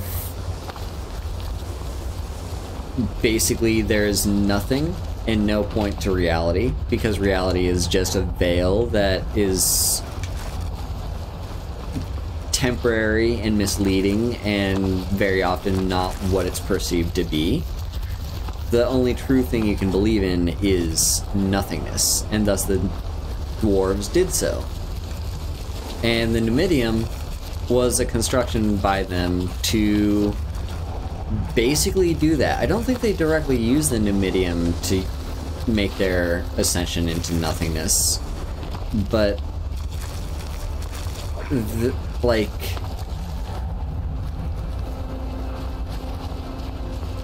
that's still like the idea behind the Numidium in the first place, is that the Numidium is supposed to be a thing that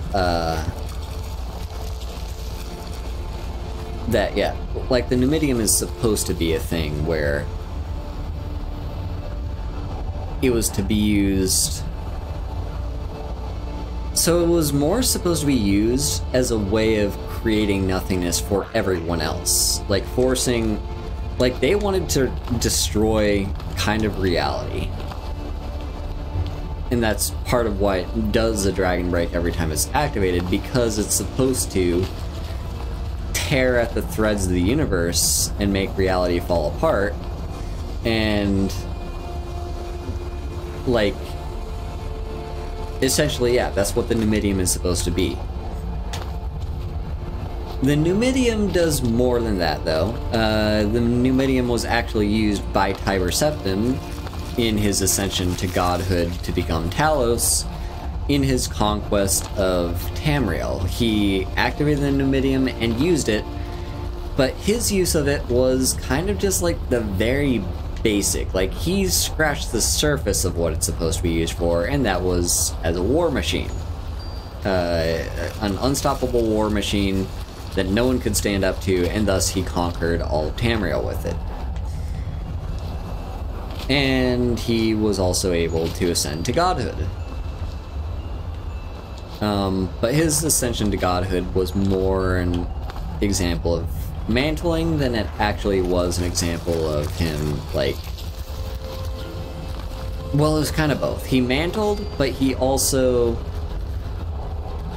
used a Dragon Break to create a reality in which he could be a god, and could have always been a god. And thus, Talos became Talos. But, back to the Numidium.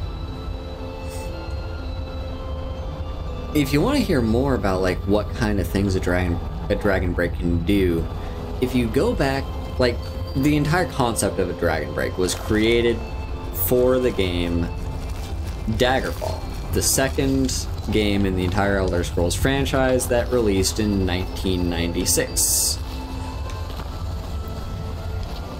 In that game, there are multiple endings. Like, you can make decisions as to, like, which faction you're going to support in the endgame and give one of those factions access to the Numidium. And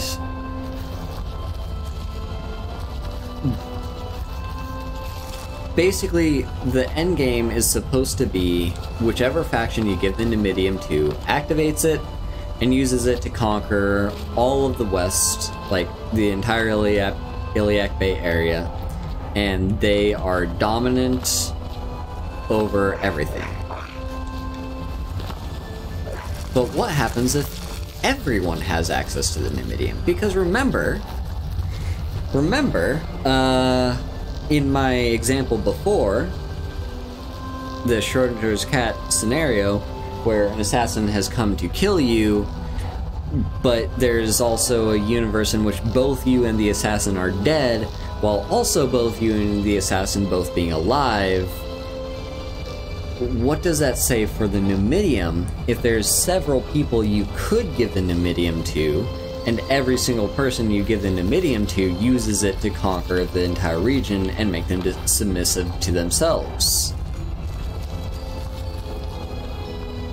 Well, the reality is, everyone gets the Numidium. Every single person that you could give the Numidium to gets the Numidium and uses it. And in the perception of the people that are in that moment using the Numidium, they become the all-conquerors that conquered the entire region, and they're the supreme overlords of said region because they have this super powerful weapon. But if everyone's super, then no one will be. Just to quote Syndrome from The Incredibles, everyone gets to conquer the Iliac Bay, so no one does. They all cancel each other out. Everyone conquers it, but if you get conquered by it, but you also use it to conquer, then you just don't get it. No one gets it. Everyone conquers the Iliac Bay area and becomes the supreme overlord, and therefore no one does. All those realities cancel each other out, and the ultimate, like the true final resolution is that the entire Iliac Bay area lives in peace and harmony. This is kind of an example of mutually assured destruction, where basically every single instance of someone you could have given the Numidium to, using it to destroy everything around them and become the supreme overlord,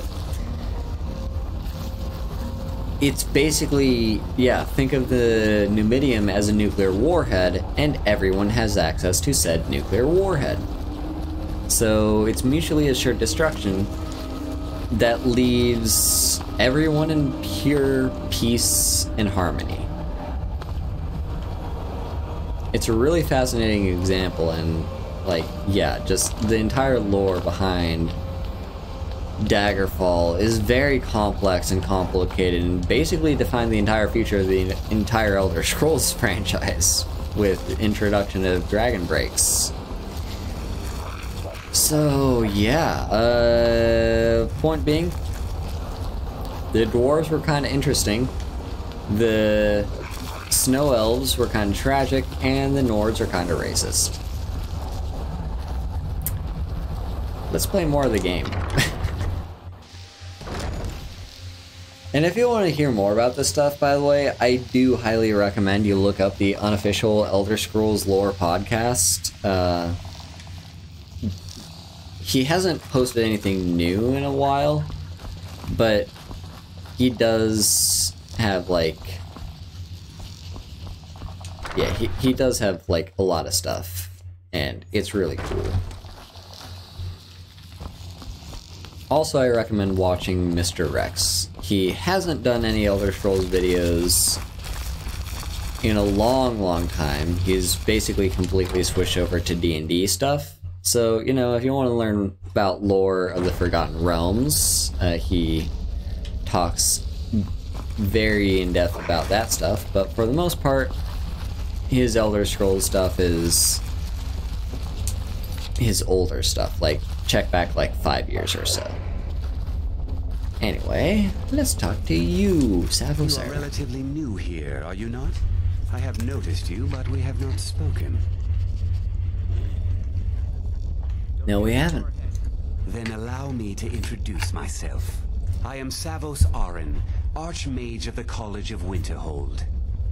I am quite content to see nearly any aspect of magic explored and investigated here.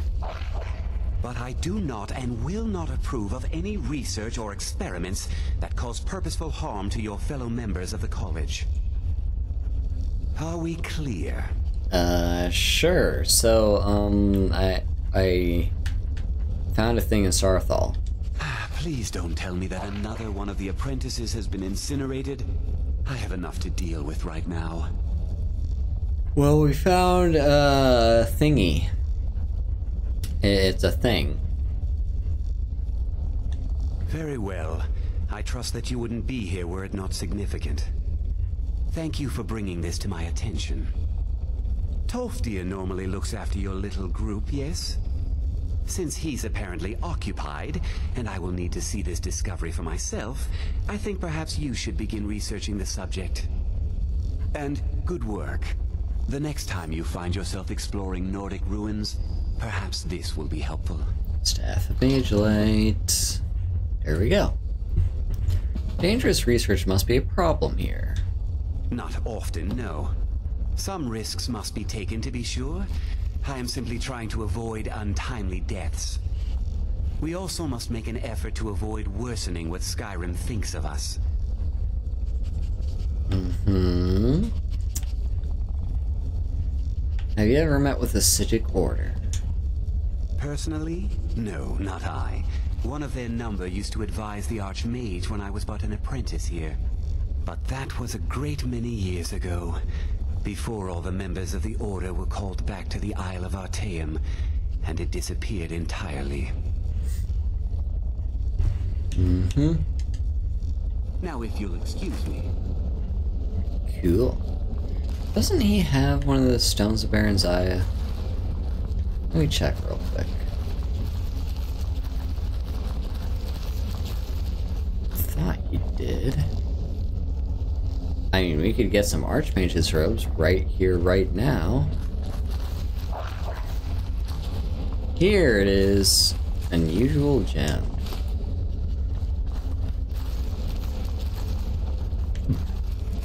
Alright. Let's head downstairs then. There you are. I've been trying to find you. I just wanted to let you know that Ancano's been asking about you. I think he's looking for you. Why would he look for me? I'm not sure. Just, well, mind what you tell him, alright? Is there a problem? No. Well, I don't think so. Between the two of us, there are rumors about him. That this advisor position he has is a sham, an excuse. That what he's really doing is spying for the Thalmor, trying to feed them information. Whether it's true, I can't say. But it never hurts to be a little suspicious, does it? Thanks for the warning. You're welcome. Alrighty.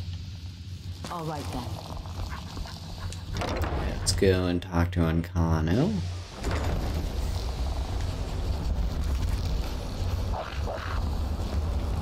Hello? Where's Ancano? Oh, I guess we have to speak with Mirabelle.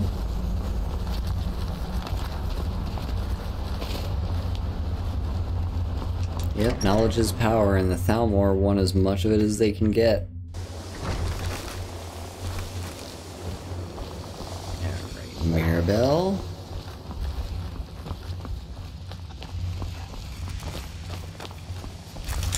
I understand you're the one that found this orb in Sarthel. The Archmage asked me to see you about class. Yes, from what I've heard, I expect Toftir will be occupied for some time. That is a problem, isn't it? I suppose someone else will need to look after the apprentices for now. What should I do if there's no class? Well, perhaps it's time for some independent study. Check with Urag Groshab in the Arcanium. See if he's aware of any references to this thing that you and Toftir found. I'd like to know as much as we can about it. Also, more stuff? What can learn new spells? Well, that depends on what you're looking for.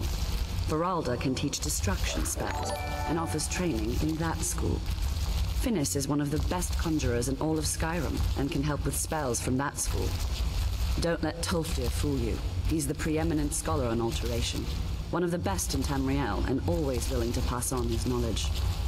If you can find him and focus his attention, there's a great deal Drevis can teach you about illusion magic. And finally, there's Colette. She may be difficult to get along with. She's very knowledgeable when it comes to restoration magic. Thank you for the follow, Kratos. What's expected of me here? There are no expectations. This college is a place to study and practice magic freely. Hopefully any discoveries made in your pursuits will be shared with the members of the college first. That way we all benefit. What do you know about the Psijic Order? No more than anyone else, I don't think. They're a very old order. Predated the Imperial Mages Guild by quite a bit. In fact, the Mages Guild was founded in opposition to the idea of the Psijic Order.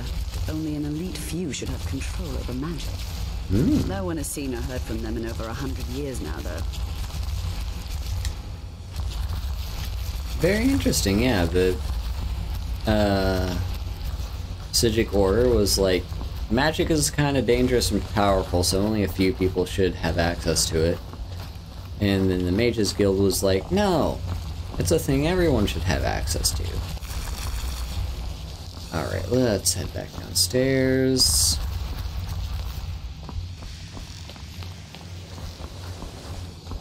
And yeah, we're gonna have to be doing research on the Eye of Magnus or whatever. Now they say you have to be doing the research, but like, it's literally just you going around looking for various books. You don't even have to read the books, you just get them and turn them in. But it might be worth reading. Like I did say, it would be nice if the College of Winterhold felt more like an actual college where you like learned about stuff and did research and like improved your skills. So maybe I will give these books a read whenever I get around to finding them. It'll just depend on my mood and time and how long the book is. Alright, so let's talk to you. What time is it? It's 2 a.m. Okay, no wonder you're sleeping. What are you looking at?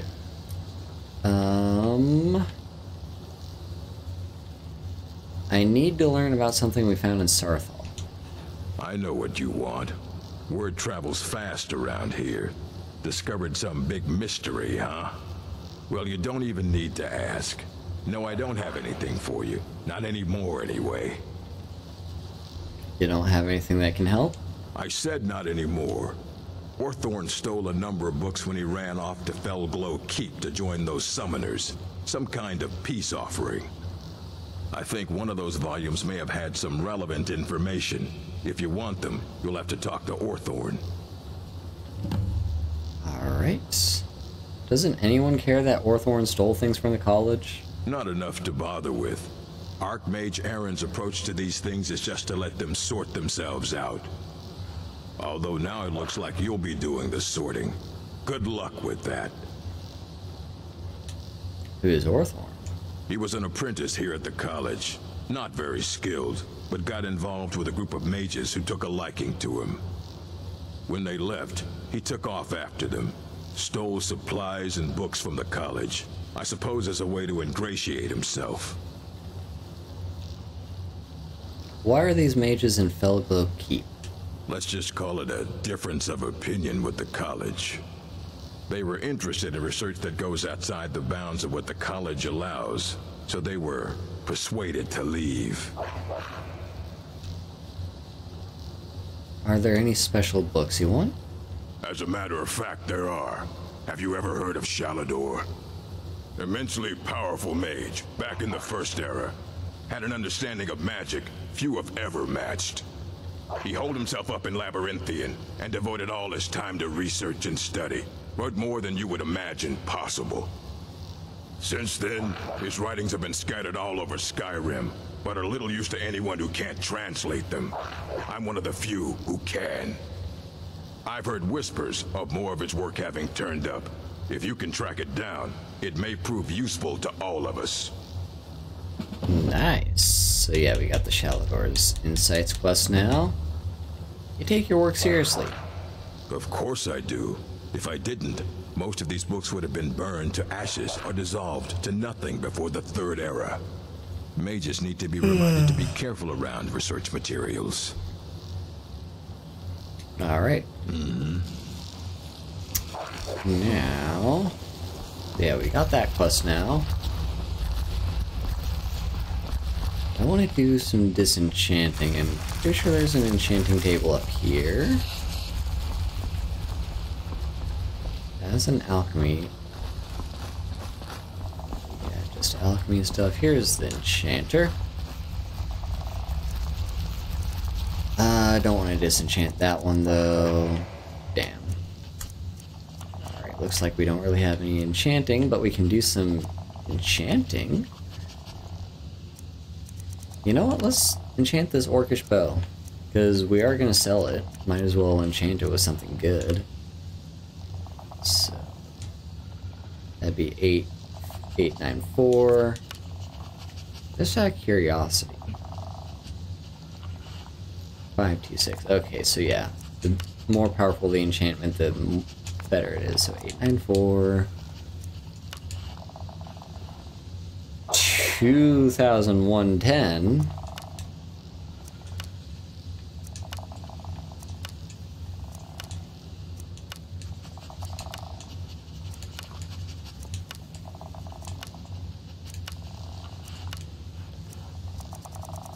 Okay, so it looks like Banish is really good for enchanting weapons. Hell yeah. And let's use just a petty soul gem. And let's enchant this armor too, why not? What's gonna be the best? 588. 670. 691.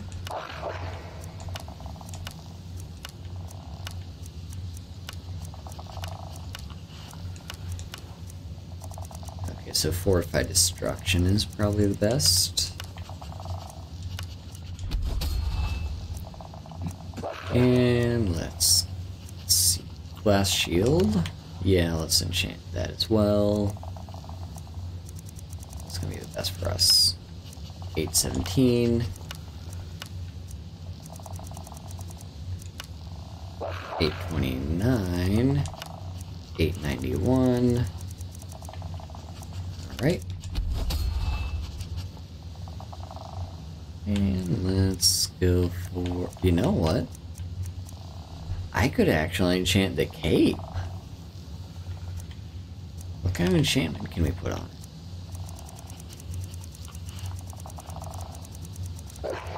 Nothing, of course.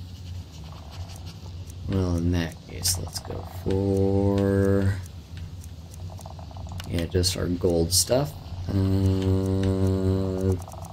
Carry weight is, I believe, the best thing we can do for this.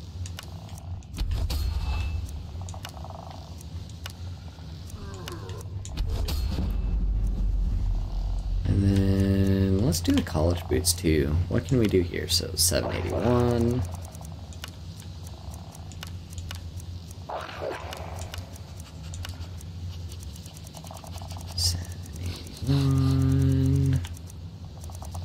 Okay, so that's going to be carry weight.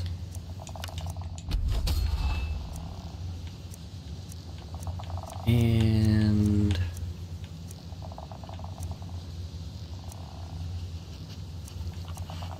yeah, just some more rings.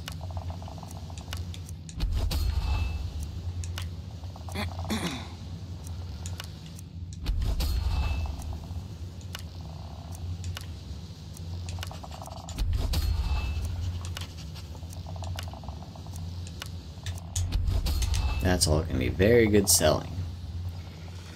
Also, we can help ourselves to some of these.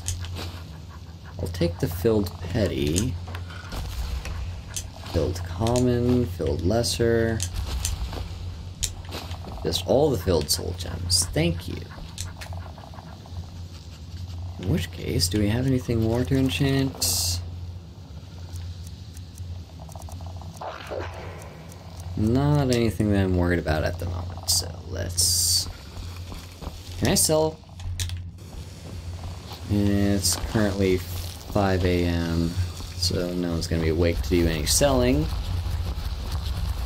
In which case... Wait, where's the stairs?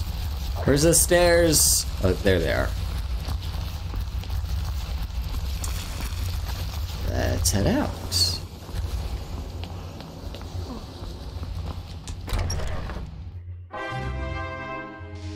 Raylene, thank you for the raid. Hello.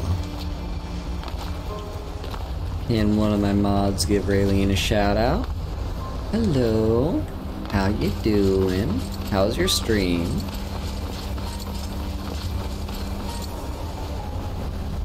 Thank you, Sabrina. Oh, you're playing Cyberpunk? Nice. How was that?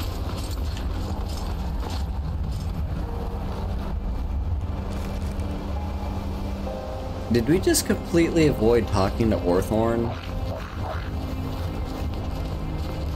Like, they were warning me, hey, he's gonna want to talk to you. And usually he catches you as you're leaving the Arcanium. But this time around, like, because Orgrob was sleeping, we just talked to him in his bed, and then we could just leave the college without any issue. I guess we can go without talking to Orthorn then. But it was good. Alright, so we've got... yeah, Fellow Keep is where we're gonna have to go for the stolen books. That's a bit of a ways away. We will do that eventually. Because now that I've started the Mages Guild quest, I kind of want to keep going on with it. But I think first I want to do some things that are a little bit more close by. Where's Forbidden Legend taking me? Okay, that's all the way over there. Let's not worry about that yet. Balance of power? Huh.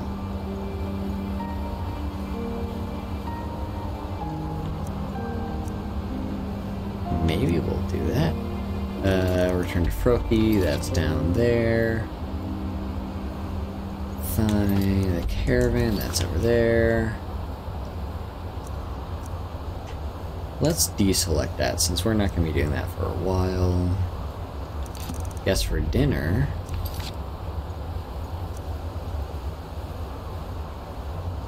Pieces of the past.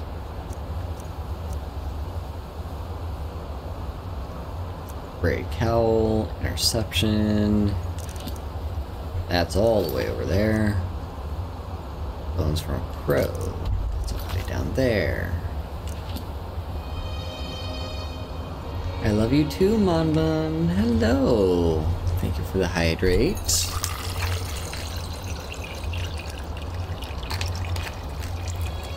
Right now I'm just trying to see things that are like in the immediate area up near Winterhold so that I can do those while I'm here. Yeah, that's the Thieves Guild.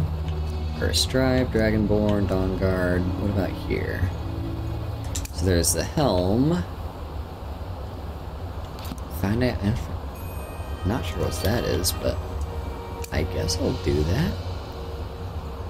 And then yeah, there's the different horses. Might as well have those active since they don't actually show up as quest markers. Deliver that to Falk. Source of power down there. Face Sculptor, Dog and Falk Wreath, Stormcloaks, Companions.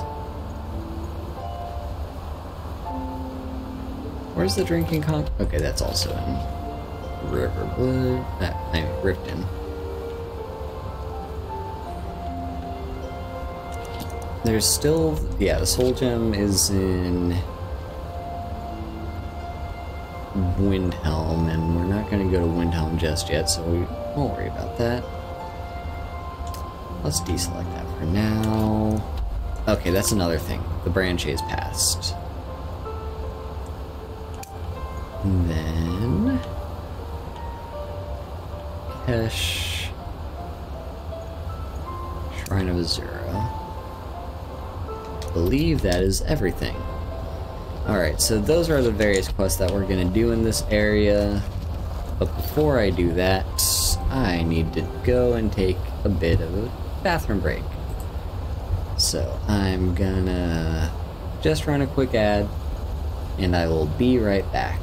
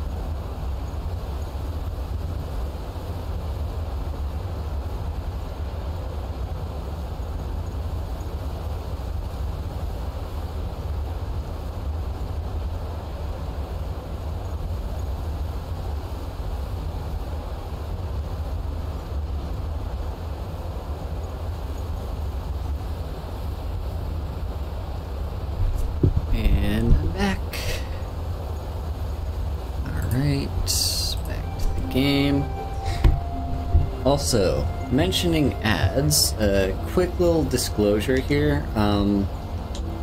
Controller. Hello? Controller.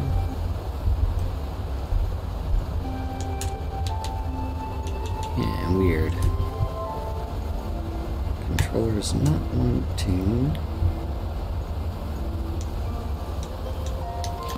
There we go.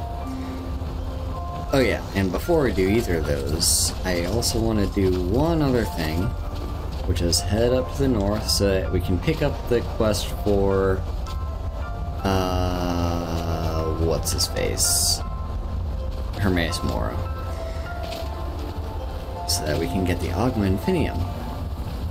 But yeah, with the mention of ads, I do want to do a little bit of a quick disclosure and just have a little bit of a discussion about a few things. So, as many of you may know and have been aware, it's kind of impossible to have avoided this whole controversy on Twitter about Twitch's decision to keep a 50-50 split for all revenue. So many other sites will do, like, you know, a 70-30 or sometimes even a little bit more generous and go like 80-20 to make sure that the content creator gets the lion's share of the cut and the website that you're using only just kind of like takes a little bit here for profits and maintenance. But for the most part, but yeah, a lot of these websites do that kind of a deal where you as a creator get to have the majority of your income, and this website just kind of takes like a little bit of a cut. It's not insignificant, but it's also not like you're still getting most of what you're doing because you're doing most of the work. Twitch are a bunch of greedy shits who are like, yo, no, we're all in this together. We're putting in equal effort to do this, and therefore we get equal share. So yeah, Twitch are a bunch of greedy fucks who are all not in any way interested in giving a fair share for any revenue that other content platforms are perfectly happy to give. So it's such a shame that Twitch has fallen on such hard times that they can't be bothered to pay their creators what is worth, like what they deserve. But so this has led to a lot of discussion about, you know, some content creators are moving to different platforms. Some content creators are just, well, like some content creators are just leaving the affiliate program from Twitch. There's just a lot of different discussions. Different people are doing different things about this. As for me, so I hate Twitch's decision. I think it's an awful decision. I think they absolutely should not be doing this. I do think they should be paying their creators a bigger share, but they seem very reluctant to do so. And so what does that mean for me? Well, the reality is I don't earn that much off of Twitch anyway. Currently I have 3 subs, but you know, I typically lately have been hanging around having like around 2 or 3 subs, you know, below 5. And because of the way Twitch does things, I don't even get to see the money from those subs until several months down the line, if not an entire year, because they require you to have like a minimum of 100. I think I've heard that they're lowering it to 50, but there is like a minimum that you need to have before they even pay you. So I'm not, like, I wouldn't have been massively affected even if they did increase their revenue share to like 80% or even 70. Like, I wouldn't really have been affected by it. I'm trying to find Septimus Cygnus's place. I can't remember where it is though. I just know it's off to the north.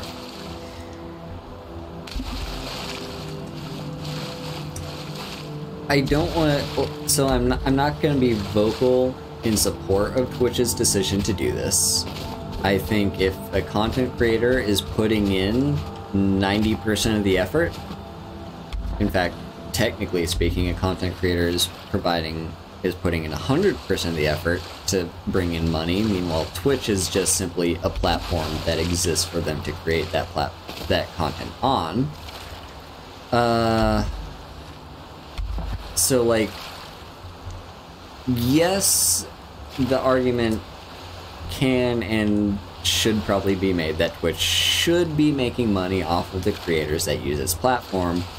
It should not in any sense ever be a 50-50 cut. Like, Twitch is not putting in 50% of the effort. They're basically stealing the wages off of laborers that are of their own free will deciding to come to this platform to create content. So yeah, it's a bit of a thing, and Twitch shouldn't be allowed to get away with it. So I have no qualms with anyone that wants to leave Twitch, because that's perfectly fine. Alright, yeah, here's a serpent stone. Not a great stone, but a little fun if you feel like doing like a poisoner's build or whatever. But yeah, as for me, regarding my content, nothing's really going to change from where it currently is. I'm still going to stream all on Twitch. Like, I don't feel like giving up my affiliate program just yet anyway. I don't really benefit either way of having it versus not having it, and at least with having it I can run ads and maybe earn like a penny a stream. But yeah, there's like, I'm gonna stick with the affiliate program for now, and I'm gonna be continuing my content creation as always, which is most of it you're gonna find on Twitch, but everything will be uploaded to YouTube at some point or another whenever I get around to doing so. And other than that, I am also branching out with my content creation, so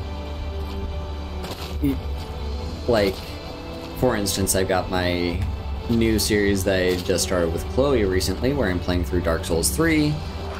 That is 100% YouTube exclusive. Like, you will not find that streamed on Twitch. That is pre-recorded videos being uploaded to YouTube.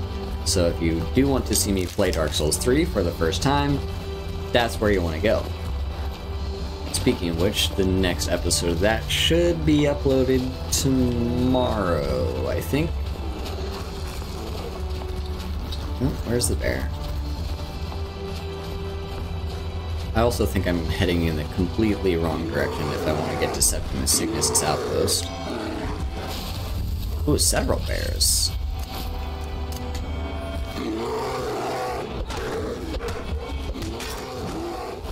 Can I shout?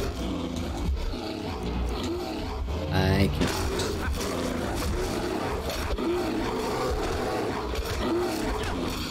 So yeah, content isn't gonna change.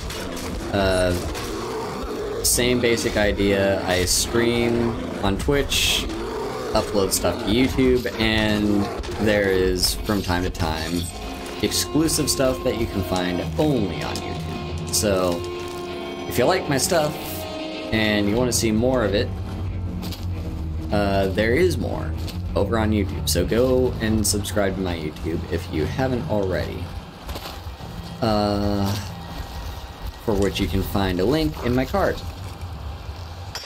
And I think maybe there's a panel for it down below, but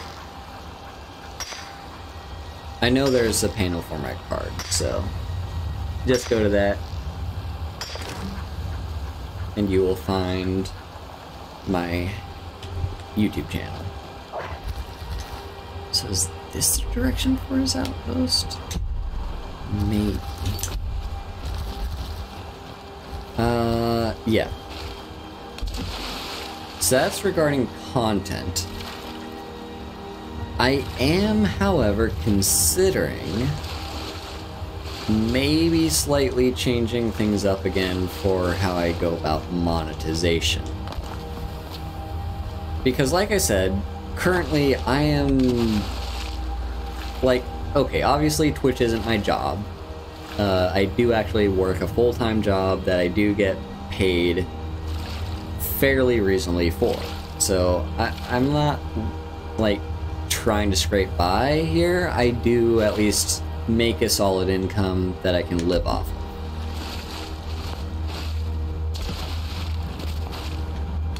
That said, you know, a little bit more money here and there would be nice. You know, that can at least give me a little bit more spending money to do things like buying commissions and maybe possibly upgrading my streams in the future, you know, get more personalized stuff like personalized panels and all that good stuff.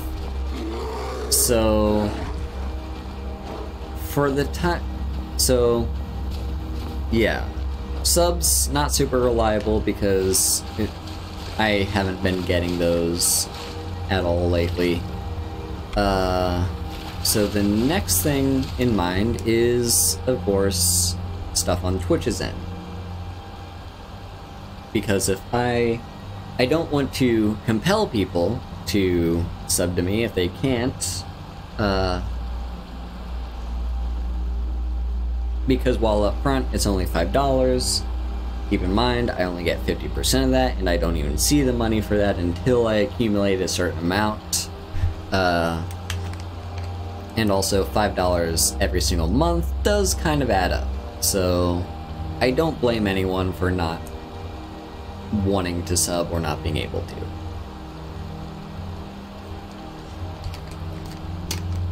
So now it's a matter of what can I do to maybe squeeze money out of Twitch?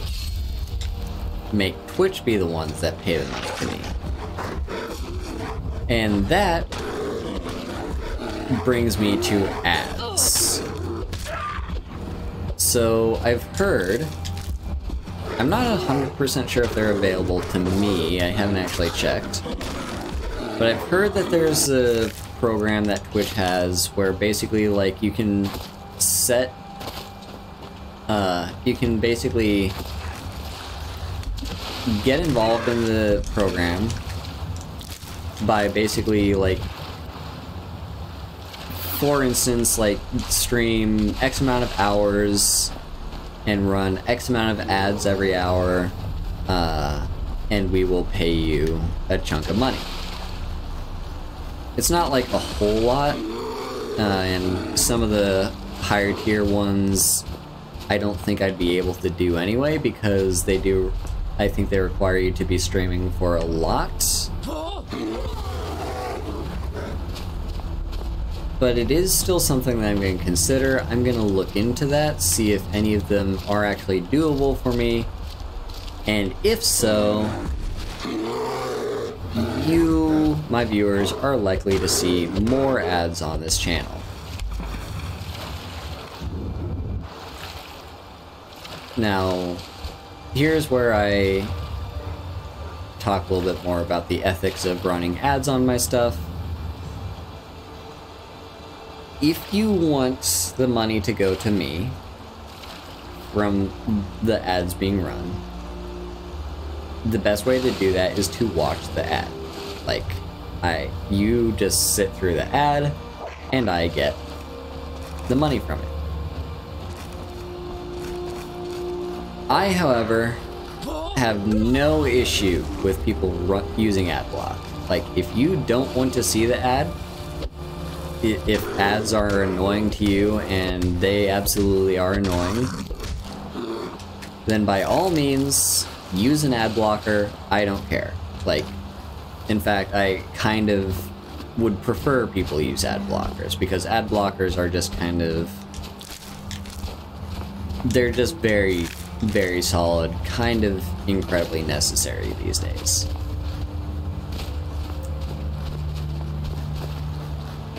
You could also, of course, step up and walk away for like 30 seconds, you know, stretch your legs, get a drink of water or whatever while the ad runs.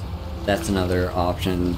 Just kind of leaving it up to you. But either way, like, don't worry about, like, sitting through the ad. If you don't want to watch it, I'm not going to force you to. And if you do want me to get the money from the ad, like, there's more ways you can do that than just sitting through the entire ad as it rolls.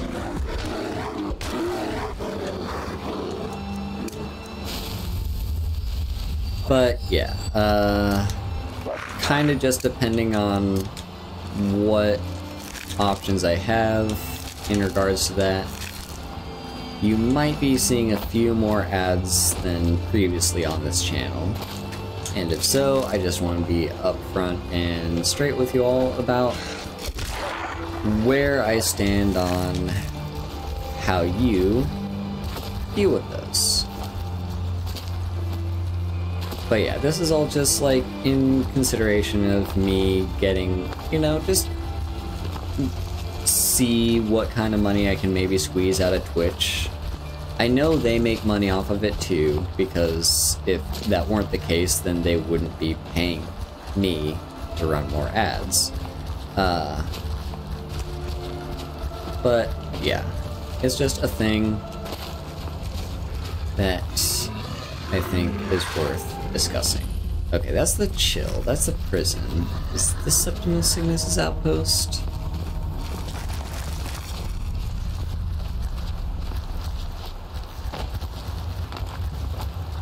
But yeah.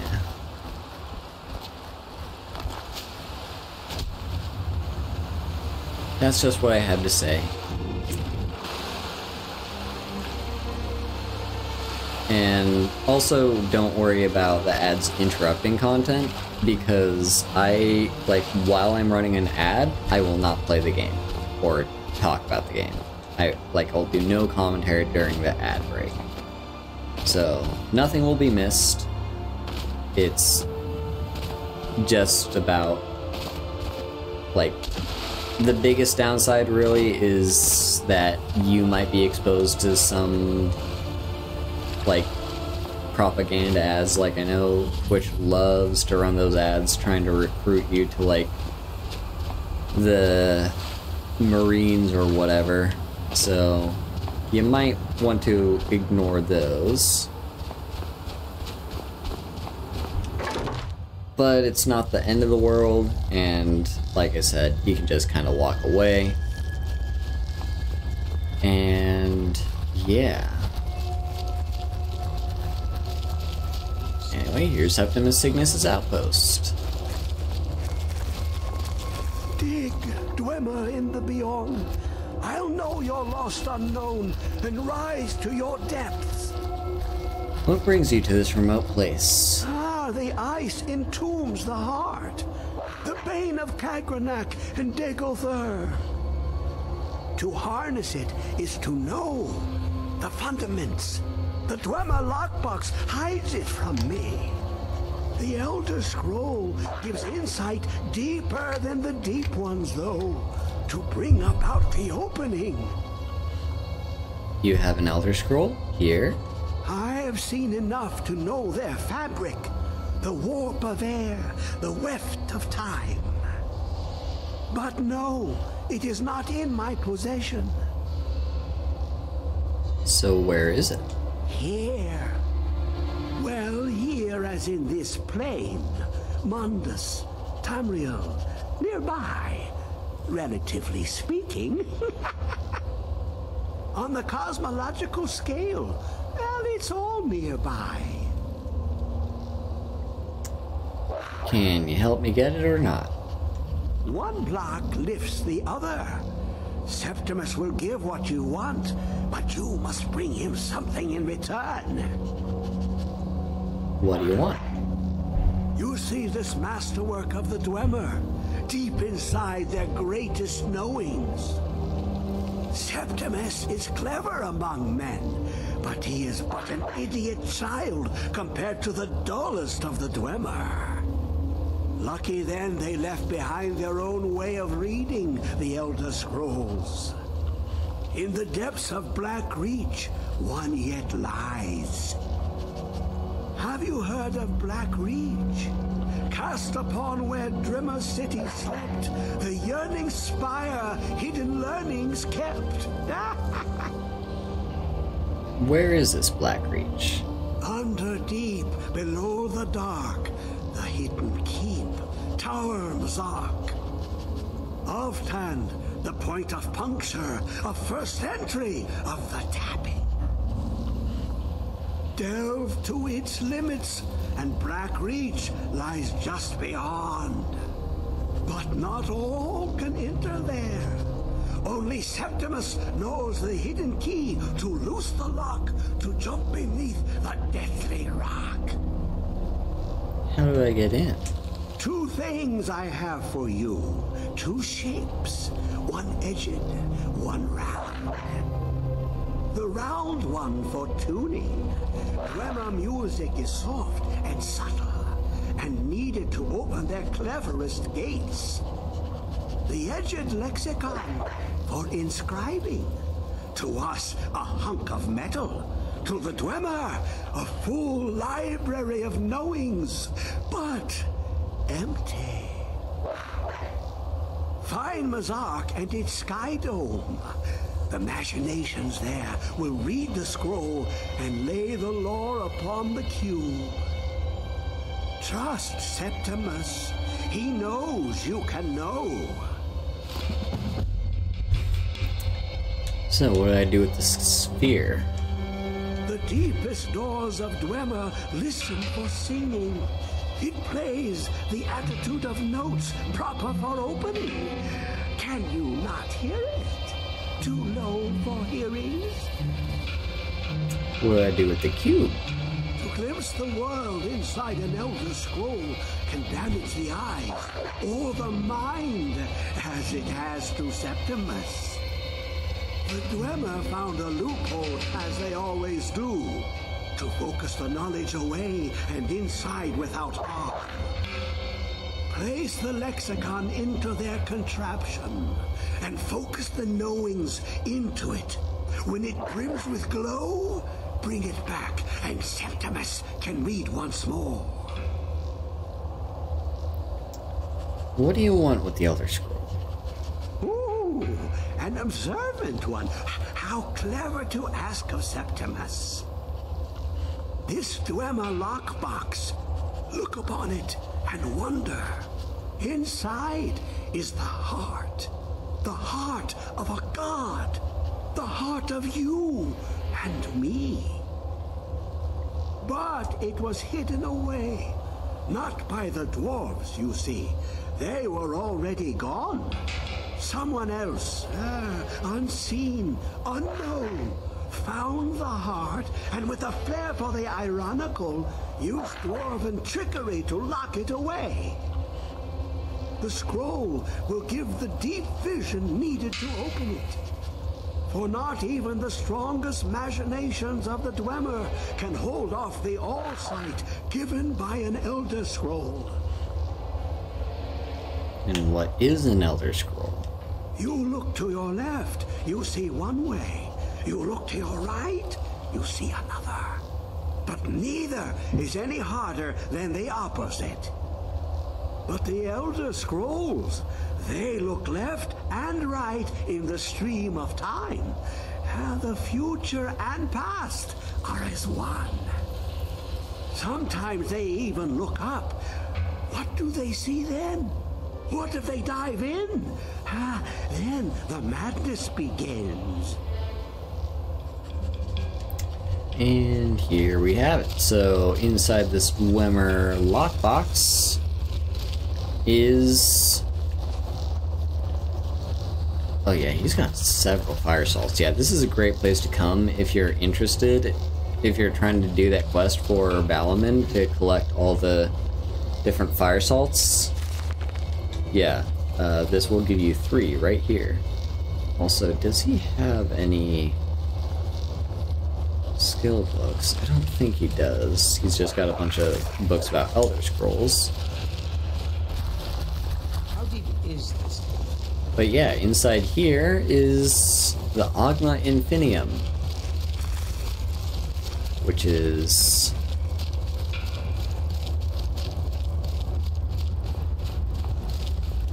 the Daedric artifact of Hermaeus Mora. So yeah, I forgot with this quest, we're actually going to have to go to Blackreach. Yeah, I remember you have to go to Blackreach at some point in the game. I just couldn't remember. Like,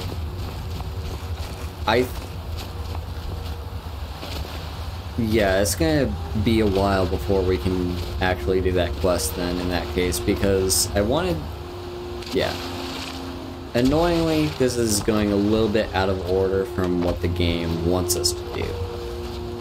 Because what the game wants us to do is, I believe it's like we go, like, once we find Esbern, he's going to come back, tell us about Cloud Ruler Temple, and then we have to go and get Cloud Ruler Temple for us from the Forsworn.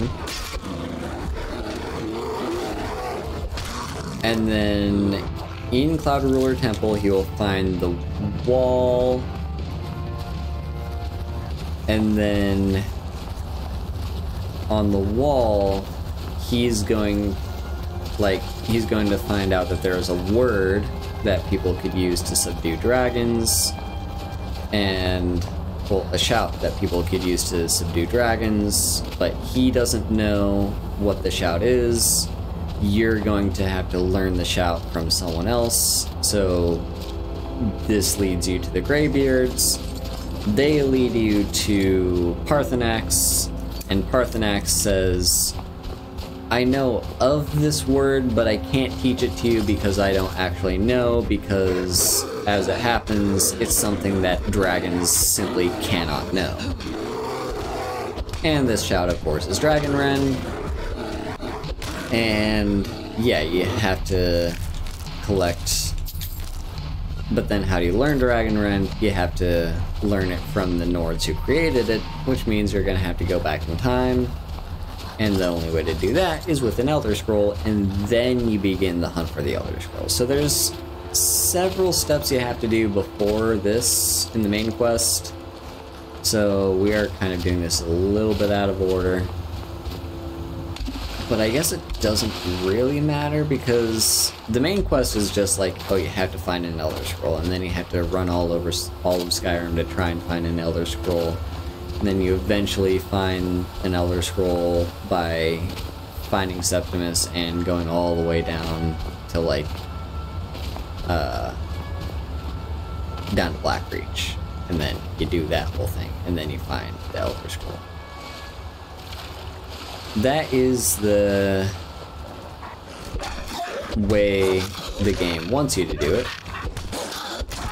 But technically, like, Delphine and Esbern and Parthenax and none of those characters actually care about you going into Blackreach. They just want you to find an Elder Scroll. And so if you happen to already have one, then that makes things a lot easier. So yeah, it's a little unfortunate that we're kind of going a little bit out of order with the main quest here, but technically this quest isn't actually part of the main quest line, it's just something that you have to complete in order to complete the main quest. Over here. Anyway, we got some bandits here. Take what you want. I think that shout completely missed.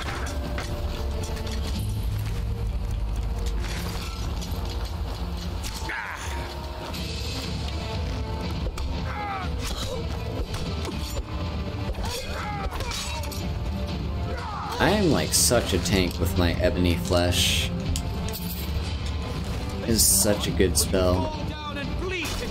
And here's the chief. You know what? Let's... Have I favorited? I have favorited. Let's paralyze you. Not enough magic. How much is it gonna cost? 229. How much do I have? 250. Okay, so I need basically a full bar of magicka to be able to cast it.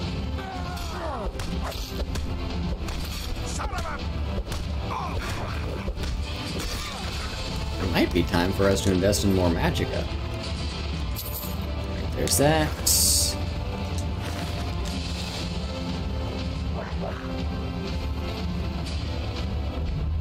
Pretty sure that's everyone dead. Could be wrong. Oh, a fishing map. Or Winterhold. Ooh, I guess I'll take that. And a chest.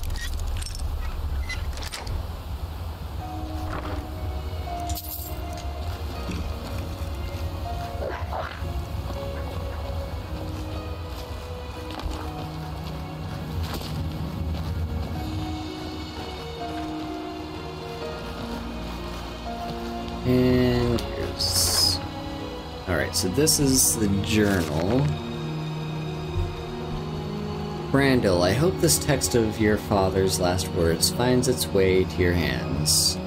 I served House Telvanni as a wet nurse during your first months of life and wanted to repay your father's kindness. I've done all I can to locate you, but I regret that we'll never meet face to face. Hydra Olin. 4th Era, 6 of 2nd Seed, Midis. Is this the end of all things? Are we to die by the cruel, barbed blades of the Argonian invasion force? After surviving the Red Year, struggling to dig from the ash and the rubble, and burying the thousands that died, is this to be our epitaph?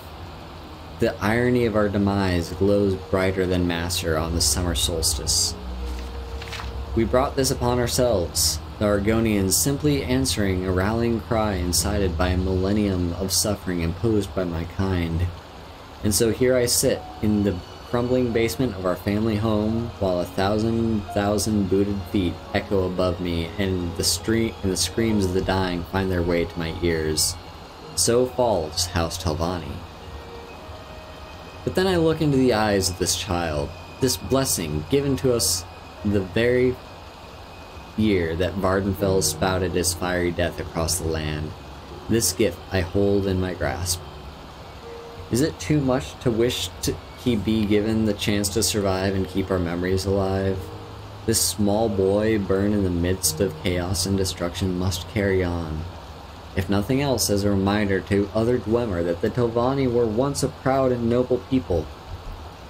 Since the death of my wife, I haven't been able to bring myself to give my son a proper name. It never felt right without her, but my own life reaches its final hours as the luxury of time escapes my embrace. I name him now, Brandil, son of Limdrin, and sole living heir to the House Telvanni. I will wrap him in his Tulonia, his birthing swaddle, and leave his fate to Azura's will. Live with virtue and pride, Sarah. So there we go, found our thingy for Branche. And there's a few other things. Hang on, let me get some light. It's pretty dark right now. Is there anything else buried under here? Doesn't look like it. about over here?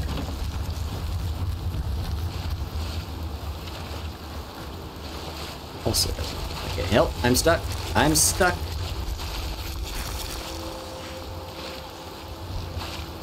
I got myself stuck. Hang on. This is why it's good to have console commands. And this is the main reason I will ever use console commands, is in case the game accidentally breaks.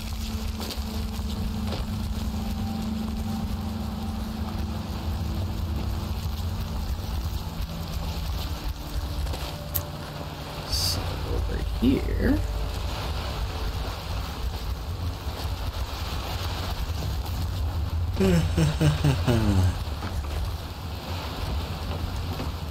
Let's check inside here.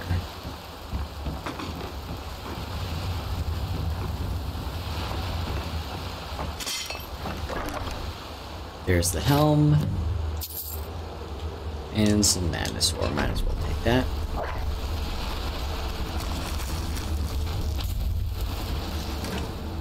Honeycombs. Actually not that common of an ingredient, so if I was into alchemy, that'd be a great find.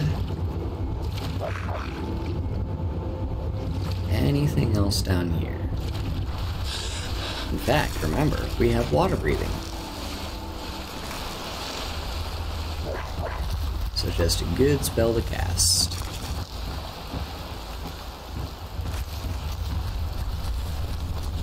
Alright, that's this entire area cleared then.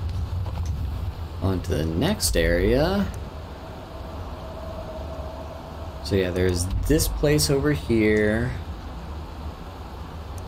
And then the Shrine of Azura. And Return the Hell.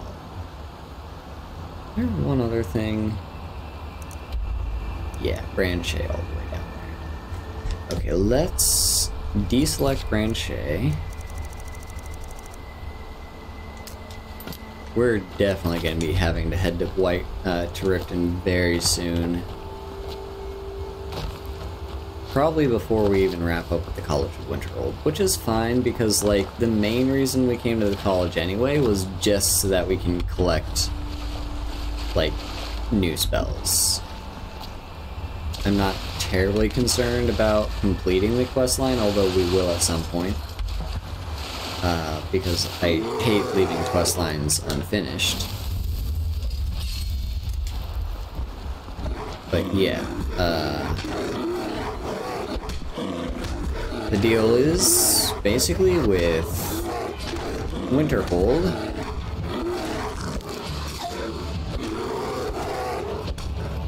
Yeah.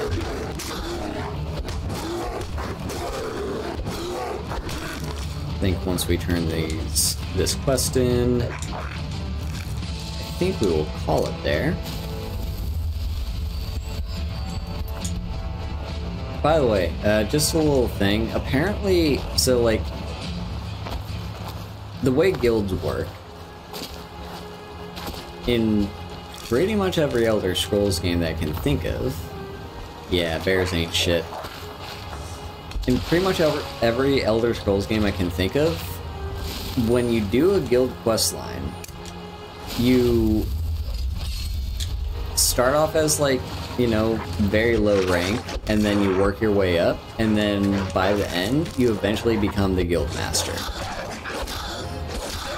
And that's just kind of how it's always been.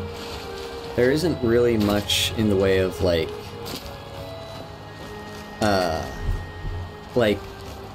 it's just kind of how the game gives you your final reward for having done all the quests for the guild.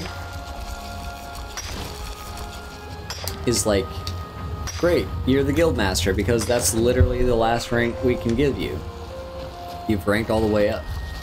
Now in Skyrim, I don't think they give you ranks. Like,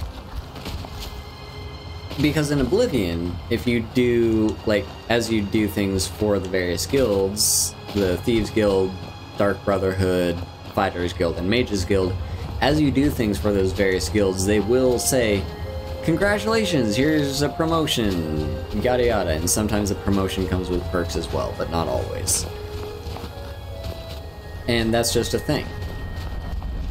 In Skyrim, I don't think they give you promotions. I could be wrong about this. I could be misremembering. The only real promotion I can think of, really, is the one in... I accidentally hit the shout button. The only one I can think of is with,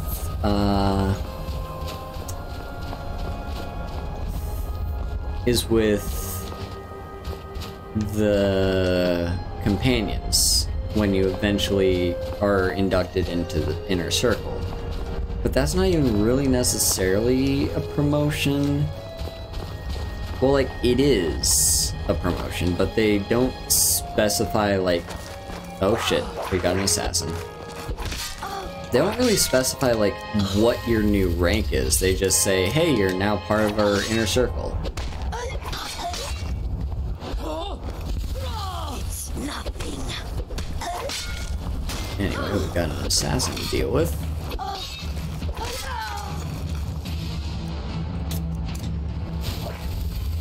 So yeah. And here's another assassin's note. Someone wants me dead.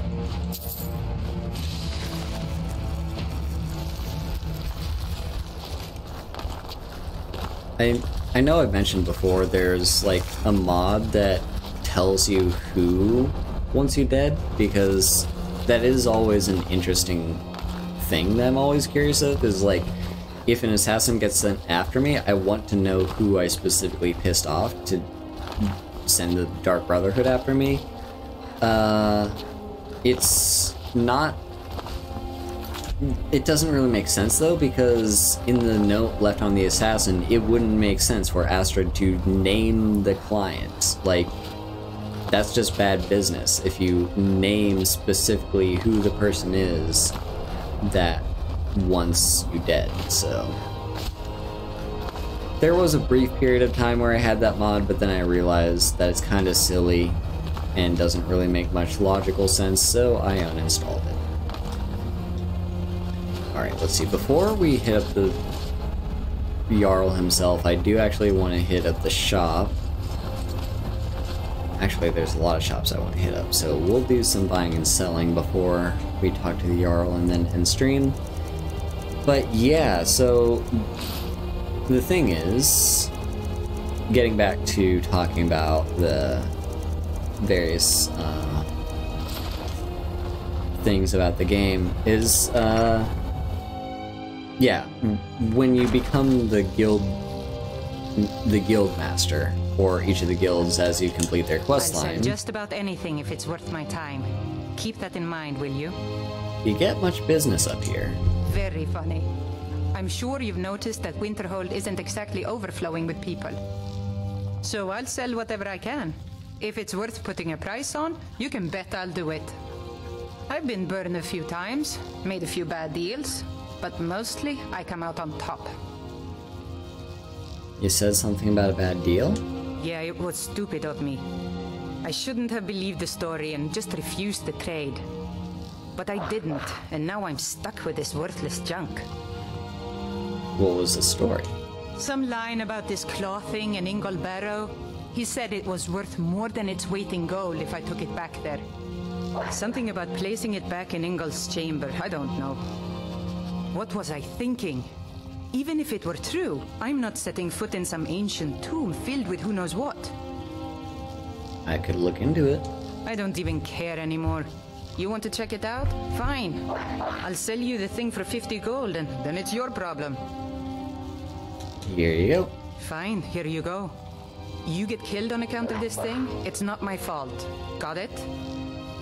But I suppose if it does actually turn out to be worth something, let me know, will you? I don't know if I'll ever remember to do that, but...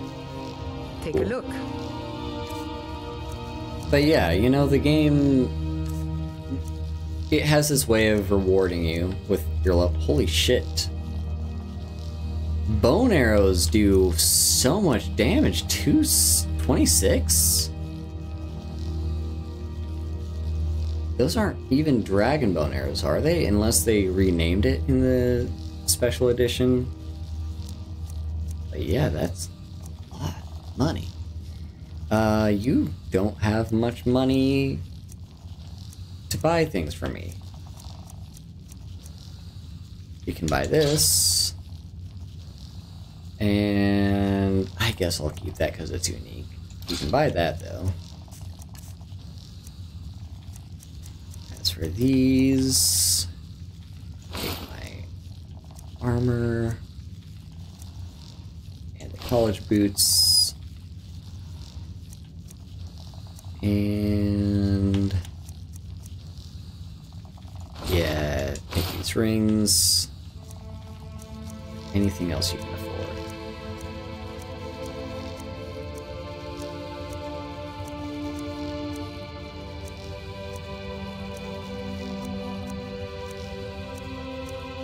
Doesn't look like it. Until next time. So yeah, like that's just like the game's way of rewarding you. It's like, hey, you're finally the guild master. But the problem is, it doesn't really continue after that. Like, you're not really treated like the guild master apart from like dialogue that people say and like the fact that you're given like basically like the guild master stuff. But otherwise it's just like you don't really get much out of it, and it just feels like kind of a lackluster ending because you don't continue guild work after that. Like, you don't oversee the guild, you're just like, you just do things. So like, if you're the, like, take this game for example. When you become the Archmage of the College of Winterhold, what do you get out of that? You get his room and his robes, and that's it. You don't oversee the guild, you don't, you know, tell people to do things. Hell, you don't even have to live at the college anymore. Like, you can just wander off wherever you want in Whiterun, or in Skyrim. Enchanting services are one of the few things that keep us in touch with the rest of Skyrim.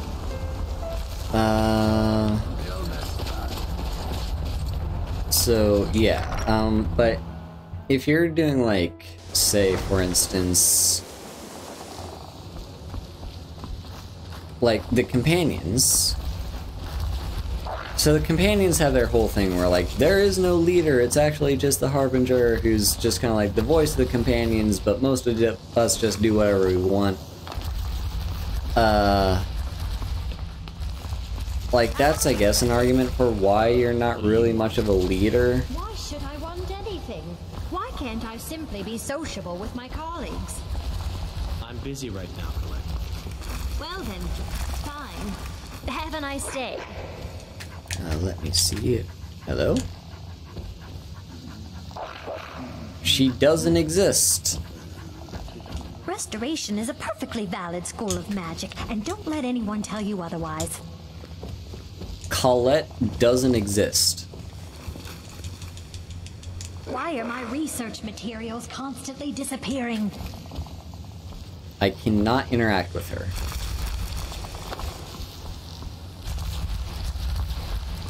And who's the person she was talking to? Where are they? Fucking way. Oh my fucking god. You know, they say knowledge is its own reward. Where's Travis? There you are. You okay, so I can talk to you. Confound it all, I was quite sure I was invisible. Or at least transparent. Anyway, let's sell So you. you wish to master the arcane arts?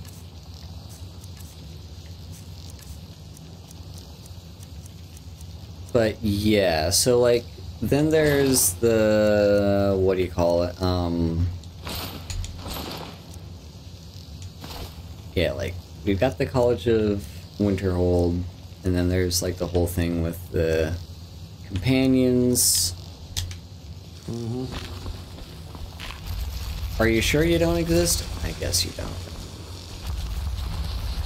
There's Mirabelle. Well, you're certainly making a name for yourself.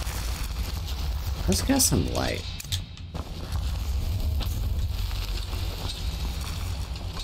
Yeah, but, you know, becoming the guild master for, like, becoming the listener of the Dark Brotherhood is just, like, I guess you can deck out the sanctuary, and you can talk to the Night Mother for a... Mirabelle does a fine job. The game's kind of bugging out. People that should be interactable are not. Vampire hunters or something in the old fort near river.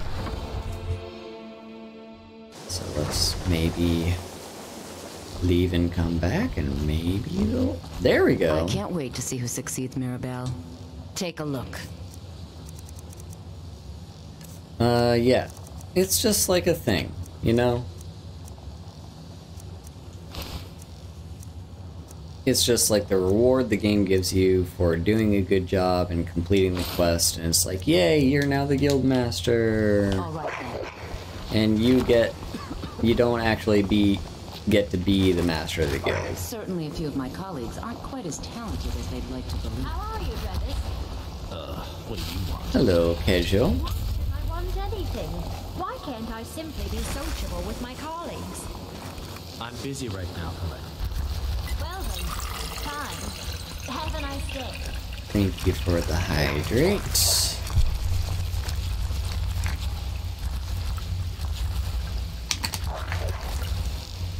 So here's hoping we can talk to Colette and get some better... where'd she go? Colette? Colette...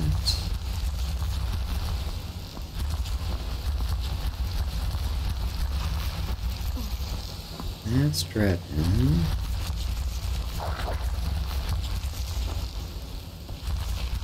Oh, here she is. You consider restoration a valid school of magic, worthy of study, don't you?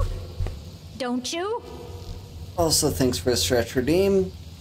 Of course it's valid. Good, good. Not that I require validation, of course. There are just some, and I shan't name names, who would disagree. It can make life difficult when one's colleagues fail to recognize the research one engages in. Take a look. I just want to buy some spells. What do you have? Close wounds. Seems pretty good. Heal other would be nice. I'm not sure how badly we need it. And different wards. Yeah.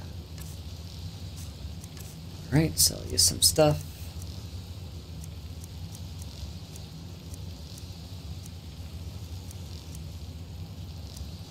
I guess I'll just sell you these. Until next time. Alright, now we can talk to the person.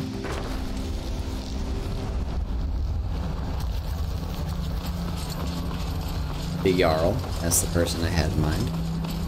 Yeah, let's talk to the Jarl, and then I'll wrap things up. So I guess while we do this, I'll begin the wrap-up. Yeah, thank you all for coming to the stream. It's, you know, we did a few things around Winterhold, and we also talked a lot about the lore and the backstory and the history of this place. Tomorrow, I should be posting a schedule. Also tomorrow, look forward to, on my YouTube, I will be uploading part 2 of my Dark Souls 3 playthrough with Chloe. It's a blind playthrough. I've never played this game before, and frankly, I have a bit of a complicated history with Dark Souls and not enjoying the franchise and having a lot of bad things to say about it. So yeah, it's a thing, but I'm giving it another shot, and that is why I'm playing it with Chloe, because she knows the game a lot better than I do, and she's willing to guide me through it. Or, like, she's not holding my hand the way through it, but she is, like, at the very least, there to help me if I ever run into trouble. Like, that's, and also just there for moral support. But otherwise, yeah,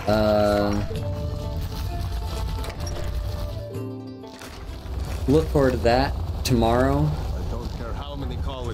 And don't forget to like, comment, and subscribe on that video. And yeah, schedule tomorrow. I'm planning for Duel Links to be next Wednesday's stream, because around that time will be right around where Vrains? Is it Vrains? V-Rains?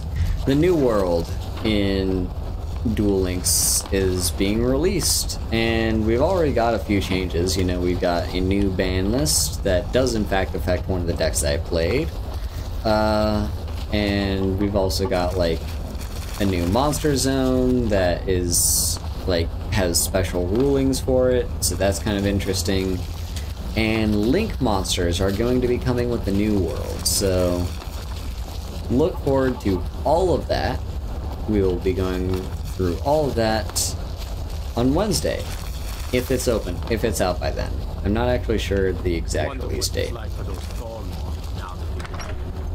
But yeah, let's talk to the Jarl now. Also, be sure to leave a follow and leave a sub or a tip.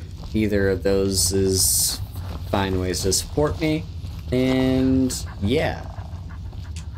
You know, Winterhold used to be the seat of power in Skyrim. Now it's a shell. I have the helm. Can you believe that this hold used to contend for the throne of the High King? Now perhaps others will listen. Here, your reward is promised. You have Winterhold's thanks. Nice, that's a decent chunk of gold. Anything else you need? There is room in my court for a new Thane. It's an honorary title, mainly, but there are a few perks someone like you could make use of. However, I could only grant the title to someone who is known throughout my hold. You help my people, and I'll make you my Thane. It would be an honor. Good luck to you. I've helped your people. Then by my right as Jarl, I name you Thane of Winterhold. I grant you this weapon from the armory to serve as your badge of office. I'll also notify the guards of your new title. Wouldn't want them to think you're part of the common rabble now. Sweet. All right then. We got the Blade of Winterhold. What does it do? B. Burns the target. Interesting. So yeah, there it is. I did the entire wrap-up as we were doing the quest turn-in. So, yeah, thank y'all for coming. Here in chat are my links. You can find me on my card and all the different stuff. So look for that. Be sure to follow me everywhere and do all the things. And yeah, great ways to support me would be with a like on YouTube.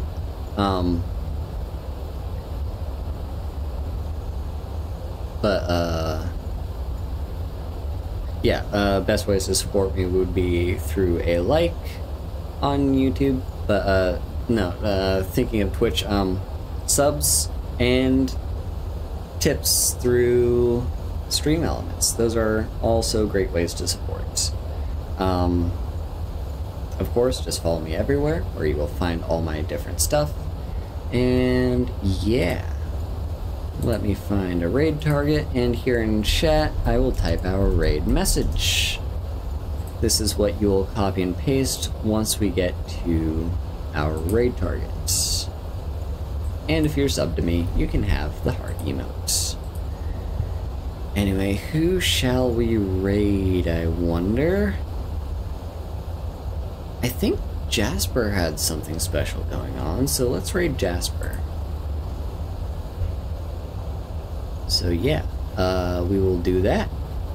But with that said, thank you all so much for coming by. See you next time. Bye bye.